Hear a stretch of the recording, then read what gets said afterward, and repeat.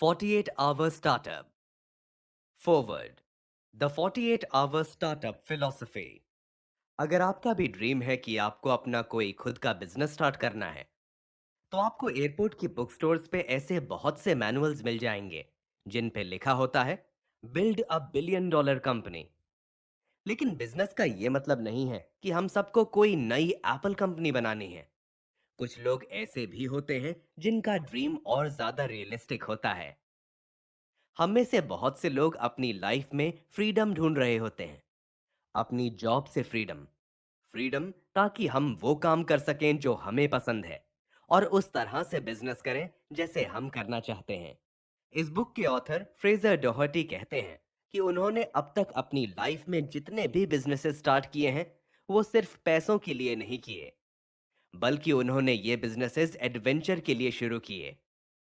उन्हें इन बिजनेसेस को करने में मजा आया और वो कई सारे लोगों से मिले और कई सारी डिफरेंट प्लेसेस पे गए। अब अगर आपको भी एक फ्रीडम और एडवेंचर वाली लाइफ चाहिए, तो आपको भी अपना बिजनेस स्टार्ट करना होगा। लेकिन कुछ लोगों के लिए ये प्रोसेस काफी मुश्किल होता है। बहुत से लोग कई कई सालों तक बस आइडियाज के बारे में सोचते ही रहते हैं, लेकिन कभी उस पे एक्ट नहीं करते। वो बस यही सोचते हैं कि उनका आइडिया सही नहीं है। वो सोचते हैं कि उन्हें बिजनेस स्टार्ट करने से पहले थोड़ी और मार्केट रिसर्च करनी चाहिए ताकि उनका बिजनेस फ्लॉप ना हो जाए। और इस फियर ऑफ फेलियर की वजह से वो कभी अपने ड्रीम्स को पूरा ही नहीं कर पाते। ऑथर ऐसे बहुत से लोगों से मिले हैं जिनके अंदर ये फियर होता है। तो अब क्वेश्चन ये है कि क्या ऐसा कोई रास्ता है जिसमें इतना रिस्क ना हो? क्या बिजनेस स्टार्ट करने का ऐसा कोई तरीका है जिसमें हमें हर चीज रिस्क में ना डालनी पड़े? अगर ऐसा कोई रास्ता होगा तो ज्यादा लोग बिजनेस स्टार्ट करेंगे। जो रास्ता एक्चुअली इस बुक से पता चलेगा। हो सकता है कि आपका ड्रीम हो कि आपको कोई full time business career start करना है, या फिर हो सकता है कि आप ये बिजनेस सिर्फ फन के लिए शुरू करना चाहते हो, या फिर ये भी हो सकता है कि आपका ऑलरेडी कोई बिजनेस हो और आपको कोई नए आइडियाज टेस्ट करने हो। आपका गोल चाहे कुछ भी हो, इस बुक में ऑथर ने जो टूल्स, ट्रिक्स एंड टेक्निक्स बताई हैं, उससे आपकी हेल्प जरूर होगी। और अगर आप बस 2 दिन फुल फोकस और एनर्जी के साथ उस पे काम करें, तो आप अपना गोल जरूर अचीव करेंगे। इस बुक में जो नॉलेज है उसका यूज करके आप किसी नए बिजनेस आइडिया से अपने पहले कस्टमर तक 2 दिनों में पहुंच जाएंगे। हाँ, ये सच है कि ऑथर ने जो बिजनेसेस शुरू किए थे और आप जो बिजनेस शुरू करोगे वो बिल्कुल डिफरेंट हो सकते हैं, बट जो स्टेप्स आप लोगे वो सेम होंगे। ऑथर कहते हैं कि उन्होंने ऑलरेडी कई सारे बिजनेसेस स्टार्ट किए हैं और इस बुक में उन्होंने वो सारे experiences, tools and techniques share किए हैं। इसीलिए आपको ये पूरा प्रोसेस स्टार्ट से करने की कोई जरूरत नहीं है। इंस्टेड आपको इस बुक में दिए हुए स्टेप्स को फॉलो करना है और आप सिर्फ 2 दिनों में अपना स्टार्टअप क्रिएट कर लोगे, जिसके लिए ज्यादातर एंटरप्रेन्योर्स को कई सारे महीने लगते हैं।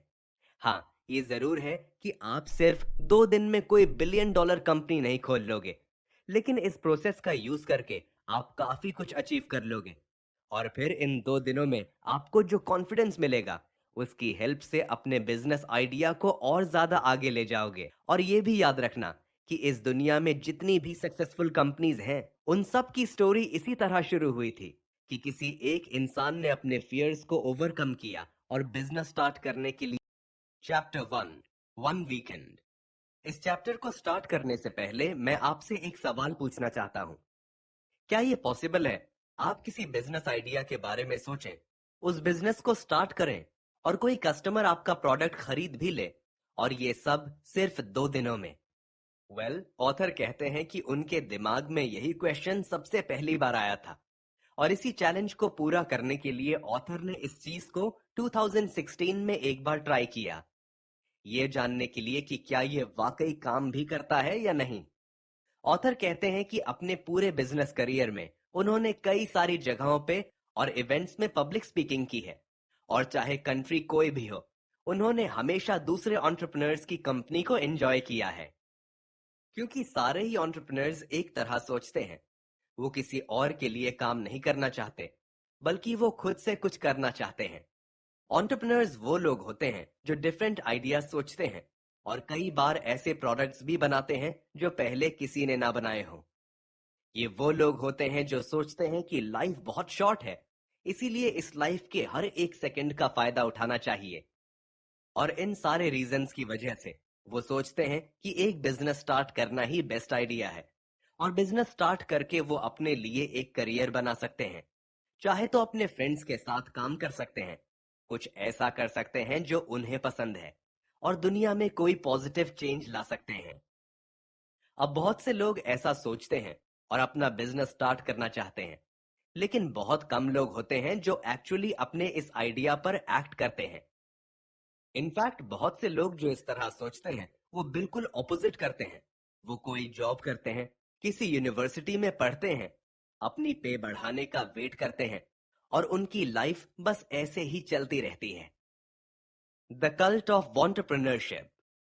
ऑथर कहते हैं कि वो जहां भी गए हैं, जितने भी स्पीकिंग इवेंट्स पे गए हैं, वहां उन्हें ऐसे लोग मिलते हैं जो बिजनेस स्टार्ट करने के बारे में सोचते हैं। वो सेमिनार्स अटेंड करते हैं, सारी बुक्स पढ़ते हैं, और दूसरे सक्सेसफुल एंटरप्रेन्योर्स से भी मिलते हैं, बट कभी अपना बिजनेस स्टार्ट नहीं करते। और ऐसे लोगों को ऑथर एंटरप्रेन्योर कहते हैं। हो सकता है कि वो अपने फियर ऑफ फेलियर की वजह से स्टार्ट ना करते हो, या फिर ये भी हो सकता है वो बस प्रोक्रेस्टिनेट कर रहे हो। वो लोग बस किसी परफेक्ट आइडिया का वेट कर रहे होते हैं जो कभी नहीं आता। वो हमेशा अपने फ्रेंड्स को डिफरेंट आइडियाज के बारे में बताते हैं, लेकिन कभी खुद किसी आइडिया पे एक्ट नहीं करते। और बहुत से एंटरप्रेन्योर्स अपने आइडियाज कभी शेयर भी नहीं करते, और उन आइडियाज को सिर्फ अपने तक रखते हैं। और हो सकता है कि आप भी इन चीजों से फेमिलियर हों, और इनमें से कुछ चीजें आपके अंदर भी हों। बट ऑथर कहते हैं कि इसमें फिक्र करने वाली बात नहीं है। अगर आप एक एंटरप्रेन्योर हो तो ये चीज सही की जा सकती है। आपको बस एक्शन लेना है, और फिर ये चीज आपके अंदर ज्यादा टाइम तक नहीं रहेगी। Tell everyone your ideas. Entrepreneurs की जो सोच होती है उसमें एक चीज ये भी होती है कि वो अपने आइडियाज कभी किसी के साथ शेयर नहीं करते। जैसे ऑथर जब भी कहीं स्पीकिंग इवेंट पे जाते हैं, तो बहुत से लोग अपने आप को इंट्रोड्यूस करते हैं और कहते हैं, मेरे पास बिजनेस के लिए एक बहुत अच्छा आइडिया है। और फिर जब उनसे पूछो कि वो आइडिया क्या है, तो वो कहते हैं, मैं वो आइडिया नहीं बता सकता, कहीं आप मेरा आइडिया चोरी ना कर लो। ऑथर कहते हैं कि ये मेंटालिटी गलत है। इनफैक्ट अगर आपके पास कोई आइडिया है, तो आपको वो आइडिया हर उस इंसान को बताना चाहिए जो आपका आइडिया सुनना चाहता है। क्या पता कोई पर्सन आपकी हेल्प कर दे, या फिर हो सकता है कि वो आपको कोई अच्छा फीडबैक दे, या फिर आपको किसी ऐसे इंसान से मिलवा दे जो उसी इंडस्ट्री में काम करता हो, या फिर अगर आप लकी हैं तो हो सकता है कि आपको किसी कस्टमर से मिलवा दे। ये भी याद रखना कि कोई भी आइडिया इतनी आसानी से किसी के पास नहीं चला जाता, क्योंकि मोस्टली न्यू बिजनेसेस फेल ही होते हैं। इसीलिए अपने आइडियाज को शेयर किया करो। Pessimism and optimism. बहुत से लोग जब बिजनेस स्टार्ट करते हैं तो वो यही सोचते हैं कि उनका आइडिया अभी ठीक नहीं है, और उन्हें अपने आइडिया को और ज्यादा ठीक करने की जरूरत है। लेकिन ऑथर कहते हैं कि अगर आपको किसी भी आइडिया को सक्सेसफुल बनाना है, तो उसके लिए आपको दो चीजें चाहिए होंगी। सबसे पहली चीज तो ये कि जब भी आप अपने आइडिया पे काम करो, तो उसमें थोड़ा सा ब्लाइंड फेथ डालो। मतलब बहुत से लोग ये सोचते हैं कि उनका आइडिया अभी परफेक्ट नहीं है, और उन्हें अभी इम्प्रूवमेंट की नीड है। लेकिन अगर आप अपने आइडिया को इसी तरह एनालाइज करते रहोगे, तो आप कभी स्टार्ट नहीं ले पाओगे। इसीलिए ऑथर कहते हैं कि आपको अपने उस आइडिया पे भरोसा करना है। इवन आपका आइडिया परफेक्ट ना भी हो, फिर भी आपको उस पे भरोसा करना है और स्टार्ट कर देना है। बहुत से एंटरप्रेन्योर्स अपने बिजनेस प्लान पे काम करते रहते हैं, मार्केट रिसर्च करते हैं, और उस आइडिया को परफेक्ट बनाना चाहते हैं। बट फैक्ट ये है कि आपका आइडिया कभी भी परफेक्ट नहीं बनेगा। आपको बस उस आइडिया पर एक्ट करके स्टार्ट लेना है। सेकंड चीज ये करनी है कि आपको अपने आइडिया के उन बुरे पार्ट्स को भी देखना है। मतलब अपने आइडिया के फ्लॉज को देखना है। ऑथर सजेस्ट करते हैं कि आप इस बारे में अपनी इंडस्ट्री के लोगों से बात करें, उनसे अपना आइडिया शेयर करें, और उनसे इस आइडिया पर फीडबैक लें, ताकि आपको अपने आइडिया के बारे में पता चल सके। याद रखना कि आपको अपने फैमिली एंड फ्रेंड्स से इसके बारे में नहीं पूछना, क्योंकि वो कई बार आपकी फीलिंग्स को हर्ट ना करने के लिए आपको ऑनेस्ट फीडबैक नहीं देंगे। लेकिन अगर आप इंडस्ट्री के लोगों से पूछेंगे तो वो आपको ऑनेस्ट फीडबैक देंगे। इस प्रोसेस में आपको बहुत ज्यादा टाइम नहीं लगेगा। और आगे इस बुक में ऑथर ने हमसे कुछ वेज भी शेयर किए हैं जिससे आप ये प्रोसेस ज्यादा जल्दी कर पाओगे। जब आप लोगों से फीडबैक लोगे तो आपके कुछ आइडियाज ऐसे भी होंगे जिन्हें बिल्कुल भी पसंद नहीं किया जाएगा। इसीलिए अगर ऐसा कोई आइडिया हो जो किसी को पसंद ना आए, तो बेटर ये है कि आप भी उस आइडिया को चेंज कर दो और कुछ नए आइडियाज के बारे में सोचो। और आप चाहे जितने भी आइडियाज से गो थ्रू कर लो, मेन चीज ये है कि आप कभी हार नहीं मानो और हमेशा अपने अंदर कॉन्फिडेंस रखना और अच्छी होप्स रखना। ये करने से आप बहुत जल्द एंटरप्रेन्योर से एंटरप्रेन्योर बन जाओगे। My start as an entrepreneur.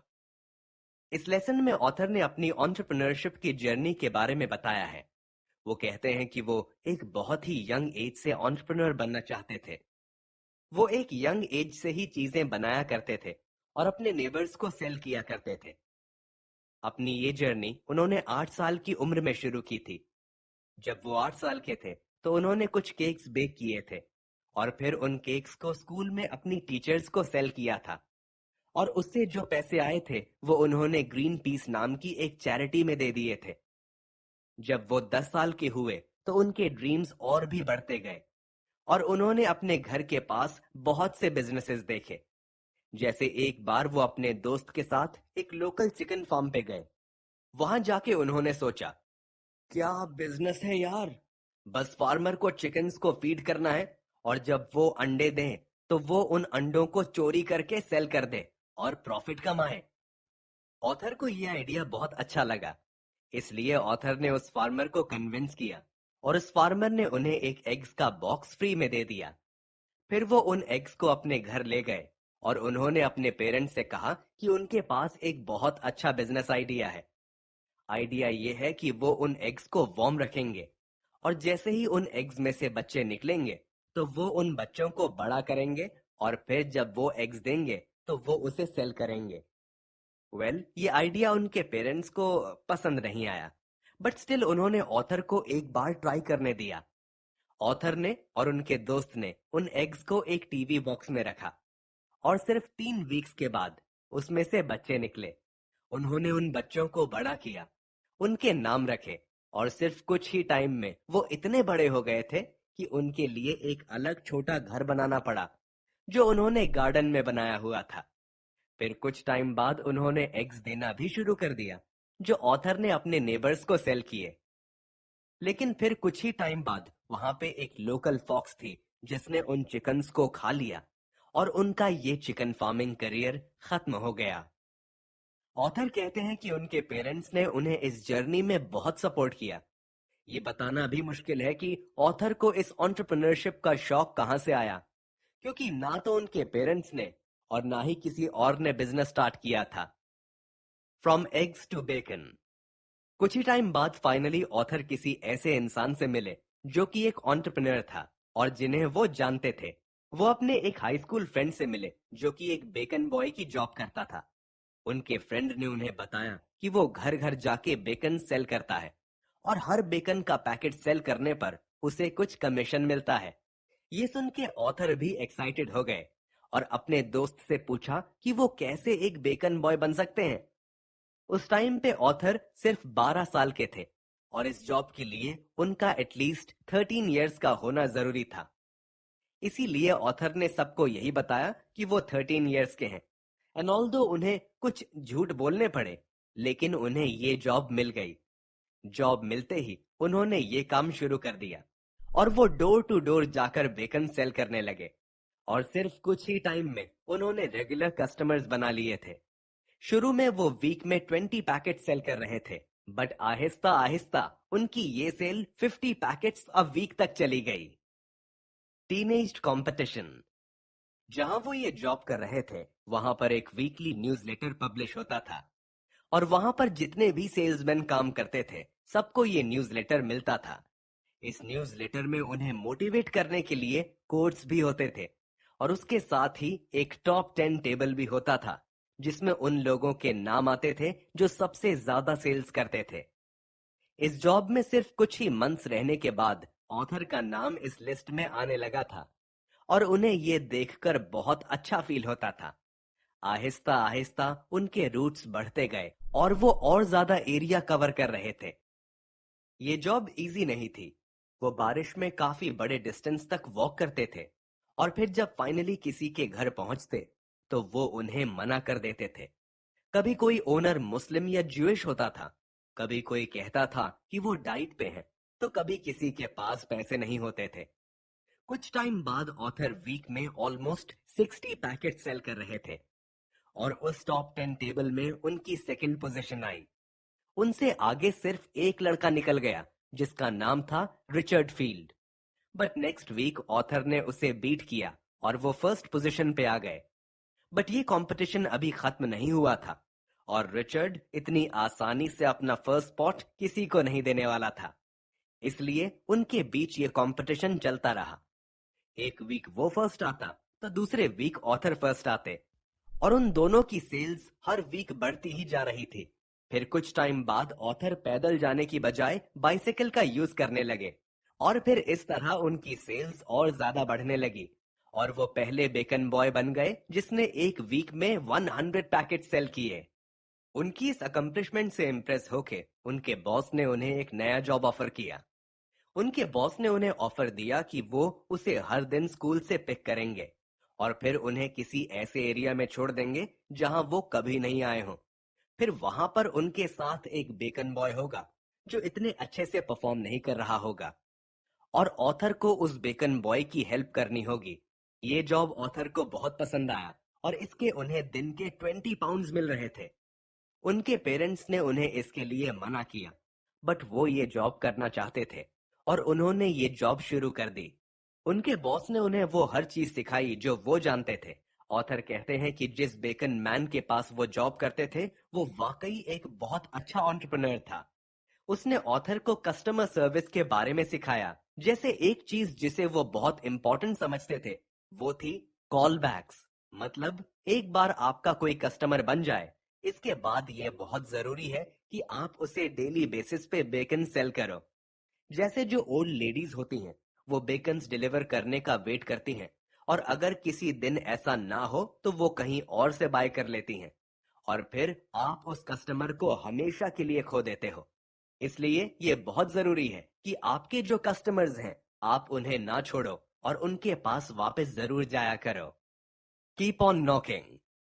Author कहते हैं कि उन्होंने अपनी इस जॉब से काफी कुछ सीखा है और ये जॉब करने से उनके एटीट्यूड पे बहुत ज्यादा इम्पैक्ट हुआ है। ऑथर ये जॉब स्कॉटलैंड में करते थे और वहां पर ठंड बहुत ज्यादा थी और वेदर इतना ठंडा था कि उन्हें बेकन्स को रेफ्रिजरेटर में रखने की जरूरत ही नहीं पड़ती थी। ऑथर ये भी कहते हैं कि ये जॉब फिजिकली और मेंटली बहुत ज्यादा थका देती है क्योंकि वो डोर टू डोर जाते थे और उनमें से मैक्सिमम लोग उन्हें रिजेक्ट कर देते थे। वो 9 टाइम्स रिजेक्ट होते थे और फिर जब 10th डोर पे जाते थे तो इसके बाद जाकर उनका बेकन कोई खरीदता था। ऑथर कहते हैं कि जब शुरू में वो इस तरह बार बार रिजेक्ट किए जाते थे तो उन्हें बहुत मुश्किल होती थी। बट आहिस्ता आहिस्ता उन्होंने ये बात सीख ली कि उन्हें इस जॉब में और लाइफ में भी हजारों डोर्स पे नॉक करना होगा और अपनी एनर्जी ऐसी रखनी होगी जैसे वो डोर आखिरी है। जब भी कोई इंसान अपना एंटरप्रेन्योर करियर शुरू करता है तो उसके साथ भी ऐसा ही होता है। उन्हें बार बार रिजेक्ट किया जाता है। वो कुछ ट्राई करते हैं, फिर फेल होते हैं, फिर वो अपनी स्ट्रैटेजी चेंज करते हैं और फिर से फेल होते हैं और ये प्रोसेस चलता जाता है। ऑथर कहते हैं कि उन्हें अपनी इस जॉब से बहुत कुछ सीखने को मिला और एंटरप्रेन्योरशिप में उनका इंटरेस्ट बहुत बढ़ गया था और उन्होंने सोचा कि वो भी एक बिजनेस स्टार्ट कर सकते हैं। उस टाइम पे वो एक टीनेजर थे जिसे बिजनेस के बारे में कुछ नहीं पता था, बट वो जानते थे कि वो भी अगर अच्छे से काम करें तो वो भी अपना खुद का एंटरप्राइज बना सकते हैं। और अपनी 48 आवर जर्नी स्टार्ट करने से पहले एक बात जरूर याद रखना, वो ये कि आप हमेशा छोटे से शुरू करते हो, जैसे अगर आप कोई प्रोडक्ट लॉन्च करना चाहते हो तो हो सकता है कि आपको उसके लिए दरवाजों पर नॉक करना पड़े, या फिर फोन पे सेल करना पड़े, या फिर कुछ भी हो सकता है। और इसमें कोई शर्म वाली बात नहीं है। अब चलिए हम वापस ऑथर की स्टोरी की तरफ आते हैं। ऑथर की जॉब अच्छे से चल रही थी और उनका वो बॉस उन्हें काफी कुछ सिखा भी रहा था। लेकिन फिर ऑथर ने सोचा कि मैं आखिर क्यों किसी और के लिए काम कर रहा हूं, जब मुझे ये पता है कि मैं ये खुद भी कर सकता हूं। ये सोच के ऑथर ने फाइनली अपनी उस जॉब से रिजाइन कर दिया और अपने बॉस को बताया कि वो अब खुद से कुछ करेगा। Be willing to try. Author कहते हैं कि उन्होंने अपनी अर्ली लाइफ में जितने भी एक्सपीरियंसेस किए, उनकी वजह से उनके एटीट्यूड पे बहुत ज्यादा इम्पैक्ट पड़ा था। वो अपने आप को बहुत ज्यादा लकी भी समझते हैं, क्योंकि उनके पेरेंट्स ने हमेशा उन्हें और उनके भाई को सिखाया है कि हमेशा वो काम करो जिसमें तुम्हें मजा आए। अगर आप हर सुबह उठते हो और कोई ऐसा काम करते हो जिसमें आपको मजा आता है, तो यही सक्सेस है। उनके पेरेंट्स ने कभी उन्हें किसी चीज के लिए फोर्स नहीं किया और हमेशा उन्हें उनके ड्रीम्स में सपोर्ट किया है। आज भी जब वो उस टाइम को याद करते हैं तो वो काफी हैरान होते हैं, क्योंकि बचपन में वो पैसे कमाने के लिए जो भी करते थे उसमें उनके पेरेंट्स ने बहुत ज्यादा पेशेंस शो किया है। लेकिन आजकल पेरेंट्स अपने बच्चों को ऐसा करने नहीं देते। जैसे वो अपने घर में अपने बच्चों को फार्म एनिमल्स नहीं रखने देंगे। इवन बहुत से पेरेंट्स अपने बच्चों से ये भी कहते हैं कि उनके आइडियाज काम नहीं करेंगे। मतलब वो अपने बच्चों को खुद से सीखने नहीं देते। इंस्टेड वो खुद ही उस आइडिया के लिए मना कर देते हैं। ऑथर कहते हैं कि उस बेकन मैन के पास काम करके उन्हें पता चल गया था कि एक एंटरप्रेन्योर होना कैसा है। वो बेकन मैन अपनी लाइफ अपनी मर्जी से जीता था और वो जो काम करता था वो उसे एंजॉय करता था। अपने उस बेकन एम्पायर की वजह से वो साल में 3 या 4 बार हॉलीडेज पर जाता था और वो इतना ज्यादा काम भी नहीं करता था। ज्यादातर काम उसके पास जॉब करने वाले टीनेजर्स करते थे। ऑथर कहते हैं कि उन्होंने अपने इस बचपन की वजह से बहुत से बिजनेसेस किए। काफी सारे फेल भी हुए और कुछ सक्सेसफुल भी हुए। उन्होंने बहुत से बिजनेस आइडियाज पर काम किया और उनमें से काफी सारे तो काम ही नहीं किए। अपने बचपन में ऑथर ने काफी सारे बिजनेस आइडियाज को ट्राई किया। जैसे उन्होंने नैपीज बनाने की कोशिश की जो कि टॉयलेट से फ्लश डाउन हो जाएं, ताकि उन्हें जमीन में ना फेंकना पड़े। इसके अलावा उन्होंने चॉकलेट बार सेल किए जिसपे टीचर्स के फेसेस को प्रिंट किया गया था। इसके अलावा उन्होंने लोगों के लिए वेबसाइट्स बनाई, फनी टी शर्ट्स को प्रिंट करने का काम किया, रेस्टोरेंट बुकिंग ऐप बनाया, फूड सब्सक्रिप्शन बिजनेस स्टार्ट किया और ऐसे कई सारे बिजनेसेस किए जिससे उनको कोई प्रॉफिट भी नहीं मिला। बट इम्पॉर्टेंट बात यह है कि इतनी बार फेल होने के बावजूद भी ऑथर ने हार नहीं मानी और वो हमेशा नए नए आइडियाज पर काम करते रहे। जब वो एक छोटे बच्चे भी थे उस वक्त भी वो यही करते थे। जब वो किसी चीज में फेल हो जाते तो फौरन दूसरा काम शुरू कर देते थे, क्योंकि वो आइडियाज को ट्राई करने से नहीं डरते थे। My first weekend as an entrepreneur. Bacon service में काम करने के बाद ऑथर किसी नए बिजनेस आइडिया के बारे में सोचने लगे।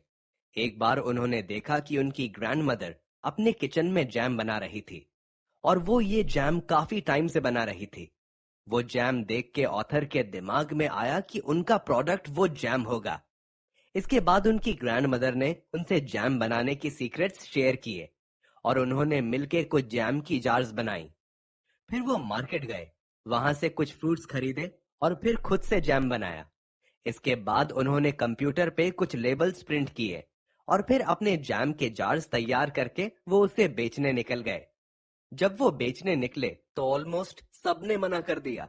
बट कुछ देर बाद ही उन्हें एक लेडी मिली जो उन्हें उनकी बेकन वाली जॉब से जानती थी और उन्होंने वो जैम का जार खरीद लिया।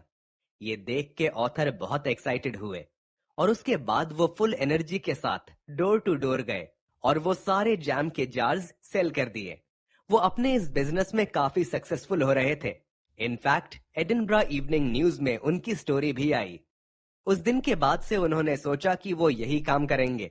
उन्होंने सोचा कि वो स्कूल छोड़ देंगे और ये काम फुल टाइम करेंगे। कुछ ही टाइम बाद वो हर दिन जैम बनाने का काम कर रहे थे और उसे सेल कर रहे थे। जैसे जैसे उनके कस्टमर्स उन्हें फीडबैक दे रहे थे, वैसे वैसे वो अपनी रेसिपी में चेंजेस भी कर रहे थे। बहुत सारे लोगों ने उनसे कहा कि उन्होंने जैम इसलिए नहीं खाया क्योंकि उनके जैम में शुगर बहुत है। इस फीडबैक के बेस पे ऑथर को एक आइडिया आया। उन्होंने सोचा कि क्यों ना वो ऐसा जैम बनाए जिसमें 100% फ्रूट हो। फिर इस जैम को तैयार करने के लिए उन्होंने कई महीनों तक अपने किचन में एक्सपेरिमेंट किया। उन्होंने कोशिश की कि उनका जैम 100% फ्रूट से बने, और साथ ही उन्होंने शुगर की बजाय हनी का यूज किया। जब उन्होंने ये जैम बना लिया तो उनका ये ड्रीम बन गया कि उन्हें अपना ये लेटेस्ट आइडिया सारे सुपरमार्केट्स में सेल करना है, और उन्होंने इस जैम का नाम भी रख लिया था। वो इस जैम को सुपर जैम कहते थे। उन्होंने अपने डैड को मनाया और फिर उनके डैड उन्हें वेट्रोज के हेड ऑफिस ले गए। बेसिकली वेट्रोज एक सुपरमार्केट है जो कुछ स्पेशल इवेंट्स होस्ट करती है। इन इवेंट्स को कहते हैं मीट द बायर डेज। इस इवेंट में होता यह है कि इस इवेंट में लोग अपनी होममेड चीजें बनाकर लाते हैं, और उन्हें ये मौका मिलता है कि वो अपने आइडिया के लिए बायर को मनाएं। जब ऑथर की बारी आई तो ऑथर ने बायर को बताया कि वो एक जैम सेल करना चाहते हैं जो कि 100% फ्रूट से बना हो। उस बायर को ये देख के बहुत खुशी हुई कि एक 16 साल का बच्चा ये आइडिया लेकर आया है, और उन्हें ये आइडिया भी पसंद आया। बट उस आदमी ने ऑथर को बिल्कुल सीधी तरह ये बात बताई कि अगर किसी प्रोडक्ट को सक्सेसफुल बनाना हो तो उसके लिए सिर्फ बिजनेस आइडिया काफी नहीं है। फिर उस आदमी ने ऑथर को एक्सप्लेन किया। उसने कहा कि सबसे पहले ऑथर को फैक्ट्री में प्रोडक्शन सेट करनी होगी और उसे एक अच्छा प्राइस देना होगा। इसके बाद उन्हें कुछ लेबल्स डिजाइन करने होंगे जिसमें लिखा हो कि लोगों को उनके प्रोडक्ट्स क्यों बाय करने चाहिए।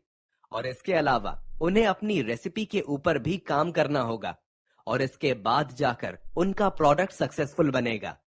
ऑथर कहते हैं कि ये उनके लिए एक बहुत बड़ी रिजेक्शन थी, और ऑथर बहुत अपसेट हो गए थे क्योंकि उन्हें कोई आइडिया नहीं था कि वो एक ब्रांड कैसे बना सकते हैं और कैसे एक फैक्ट्री सेटअप कर सकते हैं। Lessons learned. वैसे तो उन्होंने अपना ये जैम बिजनेस काफी जल्दी स्टार्ट कर लिया था, लेकिन इस प्रोसेस का जो नेक्स्ट स्टेप था, मतलब ऑथर उस जैम को सुपर स्टोर्स में सेल करना चाहते थे, वो स्टेप इतनी जल्दी नहीं होने वाला था, क्योंकि अब उन्हें प्रोडक्ट बनाने के अलावा और भी बहुत कुछ करना था, और ये टास्क बहुत बड़ा था। एक साल बाद तक ऑथर ने वो सारी चीजें कर ली जो उस बायर ने ऑथर से कही थी, और फिर एक साल बाद वो उस बायर से फिर से मिले। बट अनफॉर्चुनेटली उस बायर ने उन्हें अगेन रिजेक्ट कर दिया। उस बायर ने उन्हें बताया कि उन्होंने जो लेबल्स डिजाइन किए थे वो बहुत ही सिली हैं, उनकी फैक्ट्री बहुत एक्सपेंसिव है, और उनकी रेसिपीज अनयूजुअल। बेसिकली उन्होंने सारी ही चीजें गलत की थी, और अब उन्हें सारे काम फिर से करने थे। ये सब सुन के ऑथर को बहुत बुरा लगा था, बट अब वो ये बात जान गए थे कि रिजेक्शन इस प्रोसेस का ही एक हिस्सा है। उन्होंने ये भी सीखा कि फैमिली एंड फ्रेंड्स आपको हमेशा सपोर्ट और हेल्प करते हैं, बट वो कभी भी आपको बिल्कुल सही एडवाइस नहीं दे सकते, क्योंकि जब भी वो आपको फेल होते हुए देखेंगे तो ये चीज उन्हें हर्ट करेगी, और वो चाहेंगे कि आप रुक जाएं। ऑथर कहते हैं कि आपको जिस पर्सन की सबसे ज्यादा बात सुननी चाहिए वो है आपका कस्टमर। अगर ऑथर के जैम की बात की जाए तो उन्होंने हर चीज गलत की थी, बट स्टिल उनके बायर को उनका ये आइडिया पसंद था, और इसीलिए वो इस चीज पर काम कर रहे थे। ऑथर कहते हैं कि अगर किसी को आपका आइडिया पसंद ना आए, इंक्लूडिंग द कस्टमर्स, तो फिर आपको अपने आइडिया में चेंजेस लाने चाहिए। लेकिन अगर आपके कस्टमर को आपका आइडिया पसंद आए और वो खरीदने में इंटरेस्टेड हो, तो फिर आपको उस चीज को करते रहना चाहिए।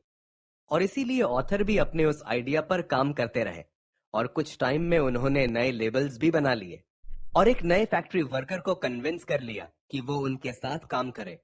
और फिर इसके बाद फाइनली उस सुपरमार्केट ने भी उन्हें यस कर दिया। उसके कुछ ही टाइम बाद उन्होंने सुपर जैम को मोर देन 1000 स्टोर्स में लॉन्च कर दिया। इससे भी बड़ी बात यह थी कि super jam national museum of Scotland में एंटर हो गया था as an iconic Scottish brand. इसके अलावा सुपर जैम साउथ कोरिया में भी काफी फेमस हुआ था। उनकी ग्रैंडमदर के लिए सबसे बड़ा दिन वो था जब दोनों बकिंगम पैलेस में गए थे, जहां प्रिंस चार्ल्स ने उन्हें मेडल प्रेजेंट किया था। बट ऑथर कहते हैं कि जो चीज उन्होंने सबसे ज्यादा एंजॉय की थी वो ये था कि उनकी लाइफ स्टोरी जापान के एक टीवी ड्रामा में आई। सुपर जैम एक बहुत बड़ा सक्सेस था। ऑथर कभी कभी बहुत हैरान भी होते हैं कि उन्होंने ये सब कितनी जल्दी अचीव कर लिया, और इस प्रोसेस के वक्त उन्होंने काफी कुछ सीखा भी। स्टार्ट में उन्हें कोई आइडिया नहीं था कि एक ब्रांड कैसे बनता है, फाइनेंसेस कैसे मैनेज होते हैं, और कुछ भी नहीं पता था। बट इस प्रोसेस के दौरान उन्होंने काफी गलतियां की, बहुत सा टाइम वेस्ट हुआ, और इसी तरह कर करके उन्होंने ये सारी चीजें सीखी।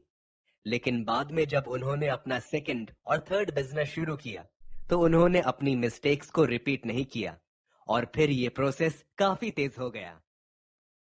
Envelope coffee. इस लेसन में ऑथर ने अपने कॉफी बिजनेस की स्टोरी बताई है।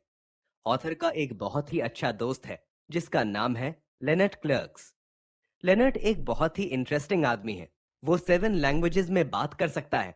बट एक चीज जो लेनर्ट के बारे में बहुत डिफरेंट है, वो ये है कि लेनर्ट के पास कोई सेंस ऑफ स्मेल नहीं है। मतलब वो किसी चीज को ठीक से स्मेल नहीं कर सकता। अब ये एक प्रॉब्लम तो है, बट इसमें एक अच्छी बात भी है। आपने नोटिस किया होगा कि कुछ अंधे ब्लाइंड लोग ऐसे भी होते हैं जो अंधे तो होते हैं, बट उस चीज को बैलेंस करने के लिए उनके पास सुनने की पावर ज्यादा होती है। इसी तरह लेनर्ट के पास भी सेंस ऑफ स्मेल नहीं है, बट उसके पास टेस्ट करने की पावर ज्यादा है। जब भी वो किसी चीज को टेस्ट करता है, तो वो उस चीज की स्वीटनेस और एसिडिटी बहुत अच्छे से बता सकता है। इतना अच्छे से जितना अच्छे से हम में से कोई नहीं बता सकता। लेनर्ट ने ये डिस्कवरी की कि ये उसके पास एक टैलेंट है, और सिर्फ इस टैलेंट के बेस पर उसने अपना पूरा करियर बना लिया है। लेनर्ट को कॉफी में बहुत इंटरेस्ट है, और इसीलिए यूरोप के कई सारे कॉफी रोस्टर्स उसे अफ्रीका, सेंट्रल अमेरिका और साउथ अमेरिका में भेजते हैं, ताकि वो बीन्स को टेस्ट करे और सबसे अच्छी कॉफी बीन्स लेकर आए। ऑथर और लेनी बहुत अच्छे दोस्त थे। लेनी ऑथर को अपने ट्रेवल्स के बारे में बताया करता था, और उन जगहों के फार्मर्स के बारे में बताया करता था। कुछ टाइम बाद ऑथर और उनके फ्रेंड लेनी ने डिसाइड किया कि क्यों ना खुद से कॉफी का बिजनेस करें। उनका प्लान ये था कि वो डायरेक्टली फार्मर्स से बीन्स खरीदेंगे, क्योंकि लेनी के बहुत सारे कनेक्शंस थे, और फिर बिना किसी मिडलमैन के, मतलब बिना किसी इंपोर्टर्स या सुपरमार्केट के, वो इस रोस्टेड कॉफी को डायरेक्टली कस्टमर्स को सेल करेंगे। कुछ ही दिनों में ऑथर ने प्रोडक्ट का नाम भी सोच लिया। उन्होंने इस कॉफी का नाम रखा एनवेलप कॉफी। इसके बाद ऑथर ने ग्लासगो में एक रोस्टर ढूंढा जो कि उन बीन्स को रोस्ट करेगा और उन्हें पैक करके देगा। इसके बाद उन्होंने एक वेबसाइट सेट की ताकि वो अपने कस्टमर्स को सब्सक्रिप्शन चार्ज कर सके। इसके बाद उन्होंने एक फोटोग्राफर को इनवाइट किया, और उस फोटोग्राफर ने उस प्रोडक्ट की फोटोज ली। इवन दो उनकी कंपनी अभी स्टार्ट ही हुई थी, बट ऑथर चाहते थे कि कस्टमर्स पर उनके प्रोडक्ट का एक अच्छा इम्पैक्ट पड़े, और इसीलिए अच्छी फोटोग्राफी बहुत मैटर करती है। इस कॉफी बिजनेस के आइडिया के कुछ ही वीक्स बाद उन्होंने अपनी पहली सेल भी कर ली, और कुछ ही टाइम बाद उनके पास काफी सारे लॉयल सब्सक्राइबर्स हो गए थे। और इसकी वजह यही थी कि उनका प्रोडक्ट काफी अच्छा था। ये सब देखने के बाद वो काफी ज्यादा एक्साइटेड हो गए, और कुछ ही वीक्स में वो कोलंबिया गए और अपने साथ एक फिल्म मेकर को भी ले गए थे, ताकि वो कोलंबियन कॉफी पर एक छोटी सी मूवी शूट कर सकें। कोलंबिया में दुनिया की one of the best coffee grow होती है, और वो उस चीज पर काफी प्राउड फील करते हैं। वहां पहुंचने के बाद वो हुआन पाब्लो से मिले, जो कि कोलंबिया के one of the best coffee experts थे। और हुआन पाब्लो एक दिन में मोर देन 600 कॉफी कप्स को टेस्ट करते थे। हुआन एक बहुत ही एनर्जेटिक इंसान थे। वो कहते हैं कि वो रात में 2 घंटे सोचते हैं और बाकी टाइम कॉफी के बारे में सोचते हैं। ऑथर और लेनी ने उनके ऑफिस में 100 of the best coffees taste की, और उन 100 कॉफीज में से एक कॉफी सिलेक्ट की जो उन्हें बहुत पसंद आई। उन्होंने डिसाइड किया कि वो फार्मर से डायरेक्टली कॉफी बाय करेंगे, और बीच के जो लोग होते हैं जैसे इंपोर्टर्स, सप्लायर्स वगैरह वगैरह, उन सबको हटा देंगे। फिर कुछ ही टाइम में वो एक विलेज में गए ताकि वो फार्मर से मिल सकें। वो एक बहुत ही ब्यूटीफुल फार्म था, और वहां पर जो सॉइल थी वो बहुत ज्यादा फर्टाइल थी, और इसीलिए वहां पे इतनी अच्छी कॉफी ग्रो होती थी। फिर उस विलेज में उन्होंने एक फार्म सिलेक्ट किया जो उन्हें पर्टिकुलरली पसंद आया, और जो फैमिली उस फार्म को ओन करती थी वो बहुत अच्छी थी। इनफैक्ट ऑथर और लेनी उनके साथ कुछ दिन रहे भी। फिर एंड में उन्होंने वहां से बीन्स खरीदे और उन्हें स्कॉटलैंड भेज दिया ताकि वो रोस्ट हो सके। वो कॉफी बहुत अच्छी थी और ऑथर भी उसके बारे में बहुत ज्यादा कॉन्फिडेंट थे। इनफैक्ट वो इतने कॉन्फिडेंट थे कि उन्होंने अपने कस्टमर्स को उनका पहला बैग फ्री में दिया और सिर्फ कुछ ही महीनों में उनके अराउंड 10,000 सब्सक्राइबर्स हो गए थे। उनके कस्टमर्स को उनकी कॉफी बहुत अच्छी लगी और उनका बिजनेस इतना अच्छा चल रहा था कि उनका एक कंपेटिटर उनके बिजनेस की तरफ अट्रैक्ट हुआ और उसने उनके उस बिजनेस को बाय करने की ऑफर दी। इस वक्त ऑथर सुपर जैम और दूसरे प्रोडक्ट्स में बहुत बिजी थे और इसीलिए उन्हें ये सबसे बेस्ट ऑप्शन लगा, क्योंकि वो एनवेलप कॉफी को इतना टाइम नहीं दे रहे थे जितनी उसे बढ़ने के लिए जरूरत थी। इवन दो उन्होंने ये बिजनेस सेल कर दिया, बट वो इस प्रोडक्ट के बारे में काफी प्राउड फील करते हैं, क्योंकि उन्होंने सिर्फ कुछ ही टाइम में ये प्रोडक्ट बनाया और उसे इतना आगे तक ले गए। बियर 52। एक और बिजनेस जो ऑथर ने स्टार्ट किया था वो था बियर 52। इस बिजनेस में ऑथर के बिजनेस पार्टनर का नाम था जेम्स ब्राउन। जेम्स ब्राउन अपने डैड के साथ जब रोड ट्रिप पे थे तो वो और उसके डैड अक्सर बीच में रुकते और उन बियर बार्स में बियर पीते और अपने आप को रिफ्रेश करते। उस ट्रिप के बाद बियर को लेके जेम्स का पैशन बढ़ गया और फिर उसने रिसर्च शुरू कर दी। वो बियर्स और ब्रूरीज के बारे में और ज्यादा जानना चाहता था। रिसर्च करने पर उसे पता चला कि पूरी दुनिया में मोर देन 14,000 माइक्रो ब्रूरीज हैं और हर वीक एक नई ब्रूरी खुलती है। अब क्वेश्चन ये है कि इतनी सारी ब्रूरीज में से लोग सबसे बेस्ट बियर्स कैसे सिलेक्ट कर सकते हैं, और इसीलिए जेम्स के दिमाग में एक आइडिया आया। जेम्स कुछ ऐसा करना चाहता था जिससे लोग इन बियर्स को डिस्कवर कर सकें और जिससे ये ब्रूरीज ज्यादा से ज्यादा कस्टमर्स तक पहुंच सकें। जेम्स ब्राउन और ऑथर मिले और उन दोनों ने कुछ आइडियाज के बारे में सोचा। फाइनली उन्होंने डिसाइड किया कि वो ब्रूरीज के पास जाएंगे और उनसे उनके बियर्स के सैंपल्स लेंगे और फिर सारे सैंपल्स टेस्ट करेंगे। जो बियर सबसे बेस्ट होगी वो बियर अपने कस्टमर्स को सेल करेंगे, और इसी आइडिया की वजह से बियर 52 स्टार्ट हुआ। वो अपने कस्टमर्स को मंथली सब्सक्रिप्शन के बेस पे हर महीने एक mixed case of bottle send करेंगे जिसमें दुनिया की कुछ सबसे बेस्ट बियर्स होंगी। Selling beer on the internet. अब एक प्रॉब्लम ये थी कि उन्हें सब्सक्रिप्शन वेबसाइट बनानी बिल्कुल नहीं आती थी, बट उन्हें सीखने की जरूरत भी नहीं थी। उन्होंने एक सर्विस यूज की जिसे शॉपिफाई कहते हैं, और इस सर्विस का यूज करके उन्होंने एक बहुत ही सिंपल वेबसाइट क्रिएट कर ली। इसके बाद उन्होंने एक फ्रीलांसर को हायर करके लोगो बनवाया और फिर एक फोटोग्राफर को हायर करके अपनी वेबसाइट के लिए कुछ इमेजेस बनवाईं। ये करने से अब उनकी वेबसाइट तैयार थी और उनकी वेबसाइट को देखकर ऐसा लग रहा था जैसे उनका बिजनेस ऑलरेडी वेल एस्टेब्लिश्ड हो।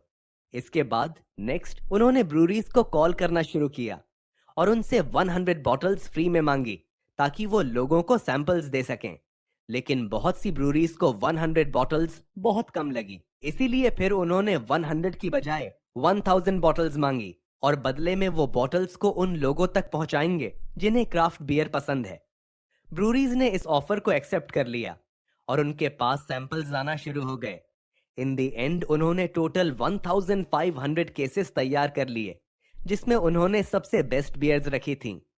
अब नेक्स्ट स्टेप ये था कि उन्हें 1500 कस्टमर्स ढूंढने थे जो इन केसेस को बाय करें और फिर उनकी सब्सक्रिप्शन को बाय भी करें, और इसके लिए उन्होंने ग्रुपॉन नाम की एक सर्विस को यूज किया। ग्रुपॉन की हेल्प से उन्होंने मिलियंस ऑफ पीपल को ईमेल सेंड किए और उन्हें एक स्पेशल डील भी दी, और ये लॉन्च करने के सिर्फ 40 मिनट्स के अंदर ही उनकी सारी बियर सेल हो गई। बाद में जब उन्होंने अपने कस्टमर्स को बियर सेंड की तो बहुत सी कंप्लेन्स भी आईं, क्योंकि उन्होंने ठीक से पैकेजिंग नहीं की थी जिसकी वजह से बियर की बॉटल्स टूट गई थीं। इसके बाद उन्होंने वो सारी टूटी हुई बॉटल्स को रिप्लेस किया और अपने कस्टमर्स को रिफंड किया। तब से लेकर आज तक उनके क्लब में मोर देन 1 लाख मेंबर्स हो गए हैं। उन्होंने मिलियंस ऑफ बॉटल सेल की हैं और दुनिया के कुछ बेस्ट ब्रूरीज के साथ काम किया है। ऑथर का ये बिजनेस इतना सक्सेसफुल इसलिए बना क्योंकि उन्होंने बैठ के सिर्फ प्लानिंग नहीं की बल्कि उस आइडिया पर एक्ट किया। जैसे जैसे उनका बिजनेस बढ़ता गया उन्होंने इन प्रिंसिपल्स को और ज्यादा अप्लाई किया। जो आइडियाज काम कर गए उन पे उन्होंने काम किया और जिन्होंने काम नहीं किया उन्हें छोड़ दिया। Human behaviour. बियर 52 के सक्सेस की एक और वजह भी थी। रीजन ये था कि उनका बिजनेस मॉडल उनके कस्टमर्स की हैबिट्स के साथ फिट करता था।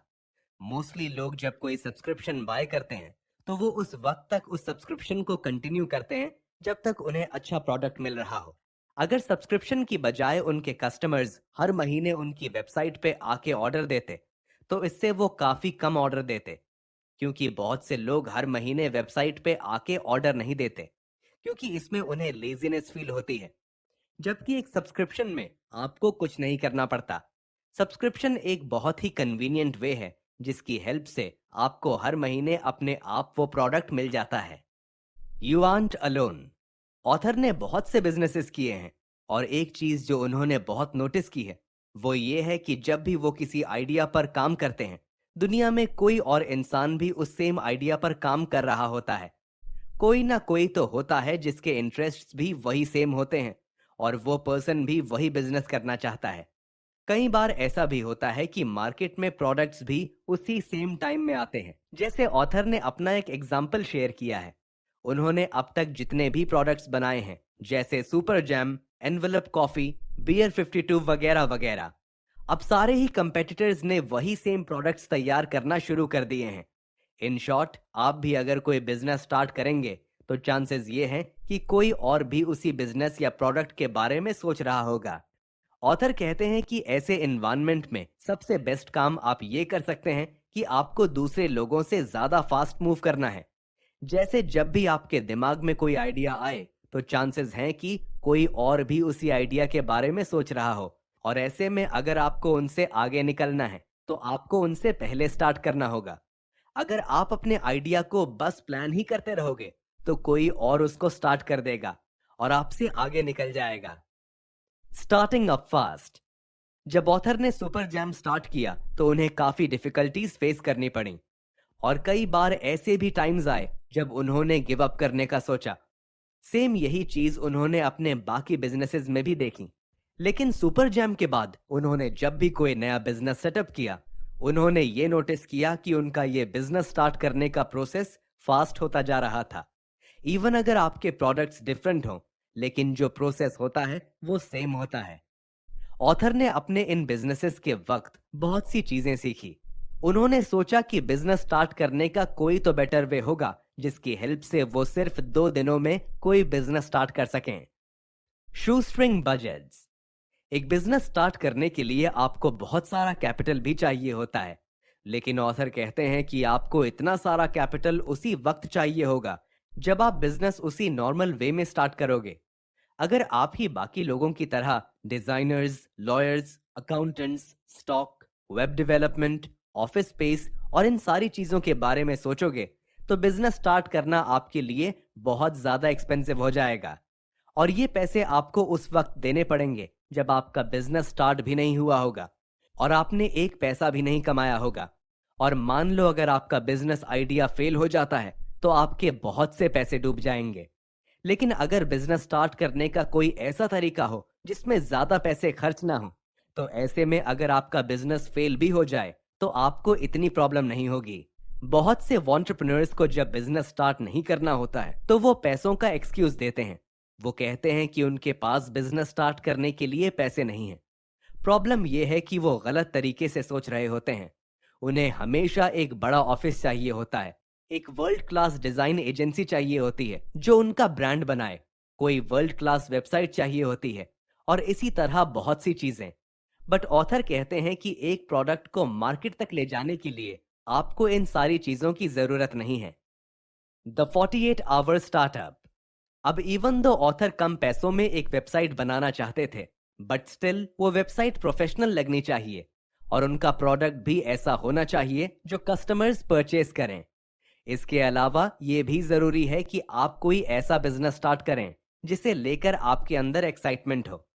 अगर आपको उस बिजनेस में इंटरेस्ट ही नहीं होगा तो चांसेस हैं कि आप मुश्किल वक्त में उस बिजनेस को क्विट कर दें। ऑथर एक ऐसा बिजनेस बनाना चाहते थे जिसे उनके कस्टमर्स पसंद करें और साथ ही उनके फ्रेंड्स भी उसे पसंद करें और वो उसके बारे में प्राउड फील कर सकें। ऑथर ऑलरेडी कुछ बिजनेसेस कर रहे थे, इसीलिए वो एक ऐसा बिजनेस क्रिएट करना चाहते थे जो उनका ज्यादा टाइम ना ले और ऑटोमेटिकली काम करे। अब अपने इस बिजनेस को एडवर्टाइज करने के लिए उन्होंने किसी एक्सपेंसिव एजेंसी की बजाय एक फ्रीलांसर को हायर किया, जो कि काफी कम प्राइस में उन्हें ब्रांडिंग और एडवर्टाइजमेंट करके देगा। उन्होंने गूगल एडवर्ड्स का यूज करके बहुत ही कम बजट में अपने बिजनेस को प्रमोट किया। इस तरह की सर्विसेज यूज करने से ये होता है कि आपका बिजनेस स्केलेबल बन जाता है। मतलब मार्केटिंग ऑटोमेटिकली होती है और बिजनेस को बढ़ाने के लिए आपको अपना टाइम नहीं देना पड़ता। लोग अक्सर ये सोचते हैं कि उनके आइडिया को स्टार्ट से बिल्कुल परफेक्ट होना होगा, जो कि बिल्कुल गलत है। ऑथर कहते हैं कि आपका बिजनेस बस इतना अच्छा होना चाहिए कि एटलीस्ट वो स्टार्ट हो जाए। बहुत से लोग ये भी सोचते हैं कि उन्हें बिजनेस के स्टार्ट में लाखों रुपए खर्च करने होंगे और एक बिल्कुल परफेक्ट बिजनेस बनाना होगा। बट ऑथर कहते हैं कि आपको स्टार्ट में इतने ज्यादा पैसे खर्च नहीं करने और एक ऐसा बिजनेस स्टार्ट करना है जिससे आपके पास एटलीस्ट कस्टमर आना शुरू हो जाएं। और फिर जैसे जैसे आप आगे बढ़ोगे, आप उसमें इंप्रूवमेंट्स ला सकते हो। A new era. सबसे अच्छी बात यह है कि आज के टाइम पे बिजनेस स्टार्ट करना बहुत आसान हो गया है। इतना आसान जितना पहले कभी नहीं था, क्योंकि आज के इस मॉडर्न टाइम में हमारे पास इंटरनेट है और बहुत से टूल्स हैं जिनकी हेल्प से कोई भी इंसान घर बैठे बिजनेस स्टार्ट कर सकता है, और वो भी बहुत ही कम पैसों में। ऑथर कहते हैं कि ये चीज बहुत ही रेवोल्यूशनरी है। कुछ टाइम पहले तक ये बिल्कुल पॉसिबल नहीं था, लेकिन आज के टाइम पे बहुत से लोग बिजनेसेस स्टार्ट कर रहे हैं और पैसे कमा रहे हैं। इंटरनेट की हेल्प से आप कम प्राइस में freelancers, customers, products, writers, marketers, हर चीज फाइंड कर सकते हो।